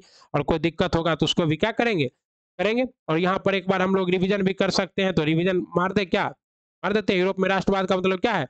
राष्ट्रवाद आधुनिक विश्व का राजनीतिक जागृति का प्रतिफल है। यह एक ऐसी भावना है जो किसी विशेष भौगोलिक, सांस्कृतिक या सामाजिक परिवेश में रहने वाले लोगों में एकता की क्या होती है? बाधा वाहक होती है। मतलब एकता करते हैं, एक करते हैं लोगों को। जैसे भारत में रहने वाले भारतवासी, बिहार में रहने वाले बिहारी। ठीक है ना? अभिजात वर्ग का मतलब क्या होता है? बड़े बड़े वर्गों को क्या कहते हैं? अभिजात वर्ग कहते हैं। ओके। उसके बाद हम लोग ये भी पढ़े कि जर्मनी और इटली के राज्यों में भौगोलिक नाम की परिधि के बाहर क्या था? वास्तविक। और 1815 ईस्वी में वियना सम्मेलन जो हुआ था, ये भी पढ़े। और यही से हम लोग जाने की क्या हुआ? मेटरनिक युग का शुरुआत हुआ। फिर ये हम लोग मैप भी देखे। ये हम लोग क्या है? ये इटली देखे। ये आपका क्या है? फ्रांस है। ये आपका क्या है? ऊपर ये आपका यहाँ पे क्या है? आपका जर्मनी है। ये पोलैंड है। ओके। ये सब पहले क्या था, थोड़ा बहुत रसिया का आधिपत्य था। प्रतिक्रियावादी का मतलब भी समझे, वैसे व्यक्ति जो क्या करे, विरोध करे हर बात पर। चार्ल्स मेटरनिक कौन था, इसके बारे में बताया, ऑस्ट्रिया का चांसलर था। प्रजा का शासन क्या कहलाता है, तो प्रजातंत्र का मतलब क्या है, प्रजा का शासन, और इसमें प्रधानमंत्री राष्ट्रीय अध्यक्ष क्या हो, चुना होना चाहिए। और इसके बारे में आपका क्या है, तो मार्टिन, इसका अब्राहम लिंकन का परिभाषा भी याद ही होगा, for the people, by the people, of the people. और जब राष्ट्रपति चुना होता है तो उसे क्या कहते हैं, गणतंत्र कहते हैं। चुना हुआ राष्ट्रपति कहाँ, और अभी इंग्लैंड क्या है, गणतंत्र नहीं है। ओके। और उसके बाद सिसिली और नेपल्स में बुर्बो वंश की स्थापना हुई थी, क्वेश्चन भी आ चुका है। सर्डिनिया और पिनमाउंट राज्य शामिल किया, प्रतिक्रियावादी। 18वां फ्रांस का राजा बना, कौन बना था, 18वां फ्रांस का राजा बना था बुर्बो वंश का। ठीक। और सम्राट, जो सम्राट की ओर से संवैधानिक घोषणा पत्र जारी किया गया था, जिस वजह से क्या हुआ, 1830 ईस्वी तक रहा। लेकिन जैसे चार्ल्स टेन बना तो इसमें गड़बड़ हो गया। और चार्ल्स टेन ने अपना प्रधानमंत्री किसे बनाया था, पोलेनिक को बनाया था। और यही पोलेनिक की वजह से 1830 की जुलाई की 1830 की क्रांति हुई थी, जो आगे आपका क्वेश्चन था। इसमें लिख दीजिएगा कि पोलेनिक के प्रतिक्रिया और समान नागरिक संहिता का उदय कहाँ हुआ था, फ्रांस की क्रांति से हुआ था। जो भारत में किस में है, तो भारत के नीति निर्देशक तहत तो आर्टिकल 44 में क्वेश्चन आ चुका है। 25 जुलाई 1930 ईस्वी को क्या हुई थी, क्रांति हुई थी, इसलिए इस क्रांति को क्या कहते हैं, जुलाई की क्रांति। गृह युद्ध क्या होता है, तो ऐसे युद्ध जो एक ही राष्ट्र के अंदर, राष्ट्र के आम लोगों के बीच में युद्ध होने लगे तो उसे क्या कहते हैं, गृह युद्ध। जैसे अभी कहाँ पर गृह युद्ध हो रहा है, तभी आपका जो है पता ही होगा कि कहाँ, सेडोन में। हाँ, सेडोन में आपका क्या हो रहा है, सूडान में, सॉरी, सूडान में आपका गृह युद्ध हो रहा है, वहाँ के सेना के दो कमांडरों के बीच में। ओके। तो न्यूज व्यूज थोड़ा बहुत देखिए। 1830 की क्रांति का प्रभाव क्या हुआ कि मध्यम वर्ग का विकास हुआ और प्रस्फुटन हुआ, जिससे क्या हुआ। और उसके बाद फिर 1848 ईस्वी की क्रांति हुई। लुई फिलिप था और इसका प्रधानमंत्री क्या था, गीजो। तो गीजो भी प्रतिक्रियावादी था, तो इसके खिलाफ क्या हुआ, विद्रोह हुआ। उसके बाद फिर केएस में एक विशाल भोज का आयोजन हुआ, भोज भी दिया गया, भोज पॉलिटिक्स इसको कहते हैं। और यहीं से आपका क्या हुआ, इफ्तार पार्टी, भोज उत्सव का उदय यहीं से हुआ, कहाँ से, क्रियर्स के द्वारा। ठीक है। लुई नेपोलियन फ्रांस का क्या बना था, सम्राट बना था। और पहली बार जो है सबों को यक्ष मताधिकार की व्यवस्था कहाँ की गई थी, फ्रांस में की गई थी। और नेशनल असेंबली में 21 वर्ष के ऊपर सभी। और भारत में भी इसीलिए क्या था, भारत में भी साथियों 21 वर्ष ही था। लेकिन 61वां संविधान संशोधन के द्वारा राजीव गांधी की सरकार ने इसे 21 वर्ष को घटाकर क्या कर दिया, 18 वर्ष कर दिया। ओके, याद रखिएगा, ये सब हम लोग यूरोप से ही तो लिए हैं बहुत चीज। और इटली के एकीकरण के बारे में बता दिया। और इटली को क्या कहते हैं, इटली की राजधानी है रोम। और इटली को यूरोप का इंडिया कहते हैं, यूरोप का भारत किसे कहते हैं, इटली को कहते हैं। और ये इटली का क्या था, एकीकरण के पहले का दृश्य था, और ये एकीकरण के बाद ऐसा इटली बन गया। और ये है सिसिली, स्ट्रोमली ज्वालामुखी, भूमध्य सागर में। ओके। और इटली के एकीकरण में क्या था, पिडमोंट और सर्डिनिया, और 1815। और इटली के एकीकरण में कार्बोनरी संस्था के मेजनी का योगदान था। मेजनी बेचारा क्या था, आदर्शवादी था, इसलिए ज्यादा सक्सेस नहीं हो सका। ज्यादा सक्सेस कौन होगा, काउंट कुबर होगा। ओके। काउंट कुबर विक्टर इमैनुअल का क्या था, प्रधानमंत्री था। और क्रीमिया युद्ध में क्या हुआ, काउंट कुबर ने, क्रीमिया अभी किसके अंदर में है, तो रूस के अंदर में है अभी वर्तमान स्थिति में। काउंट कुबर ने ही नेपोलियन तृतीय के साथ भी संधि की थी, और ये कूटनीतिज्ञ व्यक्ति था बेचारा। उसके बाद काउंट कुबर का ये तस्वीर आप लोग देख ही लिए। ओके। और उसके बाद आपको पता है कि मध्य इटली और दक्षिणी इटली का एकीकरण किसके नेतृत्व में, गैरिबाल्डी के नेतृत्व हुआ। पेशे से क्या था, नाविक था। क्वेश्चन भी आ चुका है, यहाँ से आप लोग को लिखना है, 2-4 लाइन यहाँ से लिख दीजिएगा। यही सब जो हम लोग, जो हम क्या कर दे रहे हैं, आपको हाईलाइट कर दे रहे हैं। ओके। 1871 ईस्वी में इटली के एकीकरण, जर्मनी, गैरिबाल्डी और राष्ट्रवादी विचारों का। और जर्मनी के एकीकरण में सबसे बड़ा योगदान किसका था, तो जर्मनी के संसद। और प्रोटेस्ट का मतलब क्या होता है, तो इस प्रोटेस्ट और कैथोलिक ईसाई धर्म के दो क्या है, परंपरा है। हीगल कौन था, हीगल एक प्रसिद्ध ऐतिहासिक द्वंद्ववाद के क्या थे, कवि थे। ओके। और ब्रुसेल सेम्फेट नामक संस्था की स्थापना कहाँ हुई थी, तो आपका ये जर्मनी में हुआ था। ठीक है। और एना विश्वविद्यालय कहाँ है, जर्मनी में है। वाइबर कहाँ है, जर्मनी। जेल्बरीन कैसी संस्था थी, तो ये एक व्यापारियों की संस्था थी। ओके। और 1848 ईस्वी क्रांति के बाद जर्मन राष्ट्रवाद की एक बार फिर भड़का दिया। फ्रैंकफर्ट की संधि कब हुई थी, तो फ्रैंकफर्ट की संधि आपकी हुई थी 1871 में, जिसके बाद इटली का एकीकरण हुआ। लेकिन फ्रैंकफर्ट की सभा कब बुलाए गए थे, 1848 में। जर्मनी का राजधानी क्या है, तो बर्लिन है। ओके। और अभी अलाफ सोल्ज क्या है, जर्मनी के चांसलर हैं। ये भी याद रख सकते हैं आप लोग अलाफ सोल्ज के बारे में। और विलियम परसा, और महान कूटनीतिज्ञ के बारे में आप पढ़े, बिस्मार्क के बारे में आप लोग पढ़े ही। बिस्मार्क क्या था, महान कूटनीतिज्ञ। ओके। और ये जो शासक है विलियम प्रथम, इसी ने क्या किया, इसे विशेष छूट दिया, जिस वजह से यह क्या किया, एक एकीकरण कर सका, यही बिस्मार्क है। कौन सी नीति लाई थी? तो रक्त एवं लौह की नीति अपनाया था कौन? बिस्मार्क। और इसलिए भारत का बिस्मार्क किसे कहते हैं? तो सरदार वल्लभ भाई पटेल को कहते हैं, क्योंकि जिस तरह बिस्मार्क ने जर्मनी को एक किया, जर्मनी के 300 प्रांत में जर्मनी बटा हुआ था। कितने प्रांतों में? 300 में, तो उसको एक किया। उसी तरह बिस्मार्क ने क्या किया? जिसे 300 प्रांतों में बटे जर्मनी को एक किया, उसी तरह 289 प्रांतों में बटे भारत को एक करने का श्रेय किसको जाता है? हमारे लौह पुरुष सरदार वल्लभ भाई पटेल को।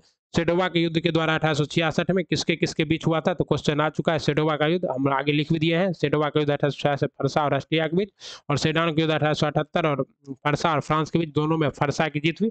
और फ्रैंकफर्ट के संधि के द्वारा क्या हो गया? जर्मनी का एकीकरण हो गया, ठीक है। और फ्रांस और ऑस्ट्रिया मुंह देखता रह जाएगा। उसके बाद सलाव जाति के अर्थ पे ऑटोमन साम्राज्य कहाँ था? तुर्की में। यूनान में राष्ट्रवाद की उदय हुई थी। और यूनान का स्वतंत्रता कब हुआ था? 1832 ईस्वी में हुआ था। क्वेश्चन भी आ चुका है। और उसके बाद क्या उनका शासक कौन बना था? तो ओटो बना था। ये भी क्वेश्चन आ चुका है, हम करा दिए हैं। और कैसे थू और तथा फ्रांसिस डिक नामक कैसी कैसी संस्था थी? क्रांतिकारी। हंगरी की राजधानी क्या है? बुडापेस्ट है। ये भी क्वेश्चन करा दिए हैं। ये सब क्वेश्चन आएगा आपका, ठीक।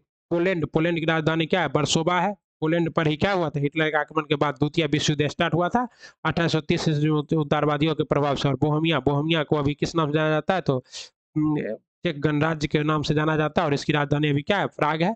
ओके। परिणाम क्या हुआ था? तो मूर्त रूप लिया था। बाल्कन प्रायद्वीप साम्राज्यवादी दृष्टि का विकास हो गया था। ओके।